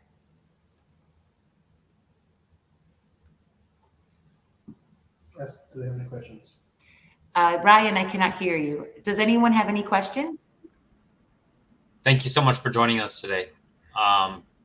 I've been asking in the chat if anybody has any questions and wanted to make sure if you could put your information in there so that people know how to contact you for referrals.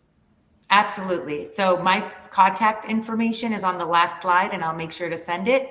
But I appreciate you so much. I hope I gave enough information on how to do everything. And if they have any questions or if they want to go over it, I'd be more than happy to go over anything personally with them as well. And we will also have everything at the end so they could review it. So please reach out if you need anything, por favor. Me llaman, me mandan un texto o me pueden mandar un correo electrónico. Yo estoy aquí para ayudar y para servir. Great. Thank you so much again. Appreciate it. And I want to make sure everybody that's on here knows I had 21 viewers, and we started out with close to 30. We want to continue to do these Spanish sessions. I know how important they are here in South Florida. We do have a huge community of Hispanic speakers. So if you guys want to keep these classes going, please make sure you support our teachers who are coming to teach for you, because we want to continue to do this class. We started out the day, we normally start around 100 people, and we want to continue this. I know we got a lot more than 21 people out there that want to hear this information. So make sure you guys continue to come and support it. We do this every month, the very last Tuesday of the month.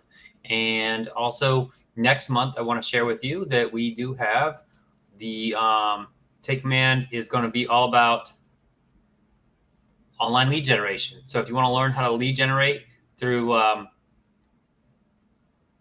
online leads, this is where you need to come and you need to learn. So be here next month on the 30th from 9 to 1, and we're going to talk all about online lead generation. All right. So again, thank you so much from us over here as your Market Center tech trainers and tech trainers throughout the region. And we appreciate you coming, and we will have these back up on our website very soon. Have a great Tuesday, everybody. Bye-bye.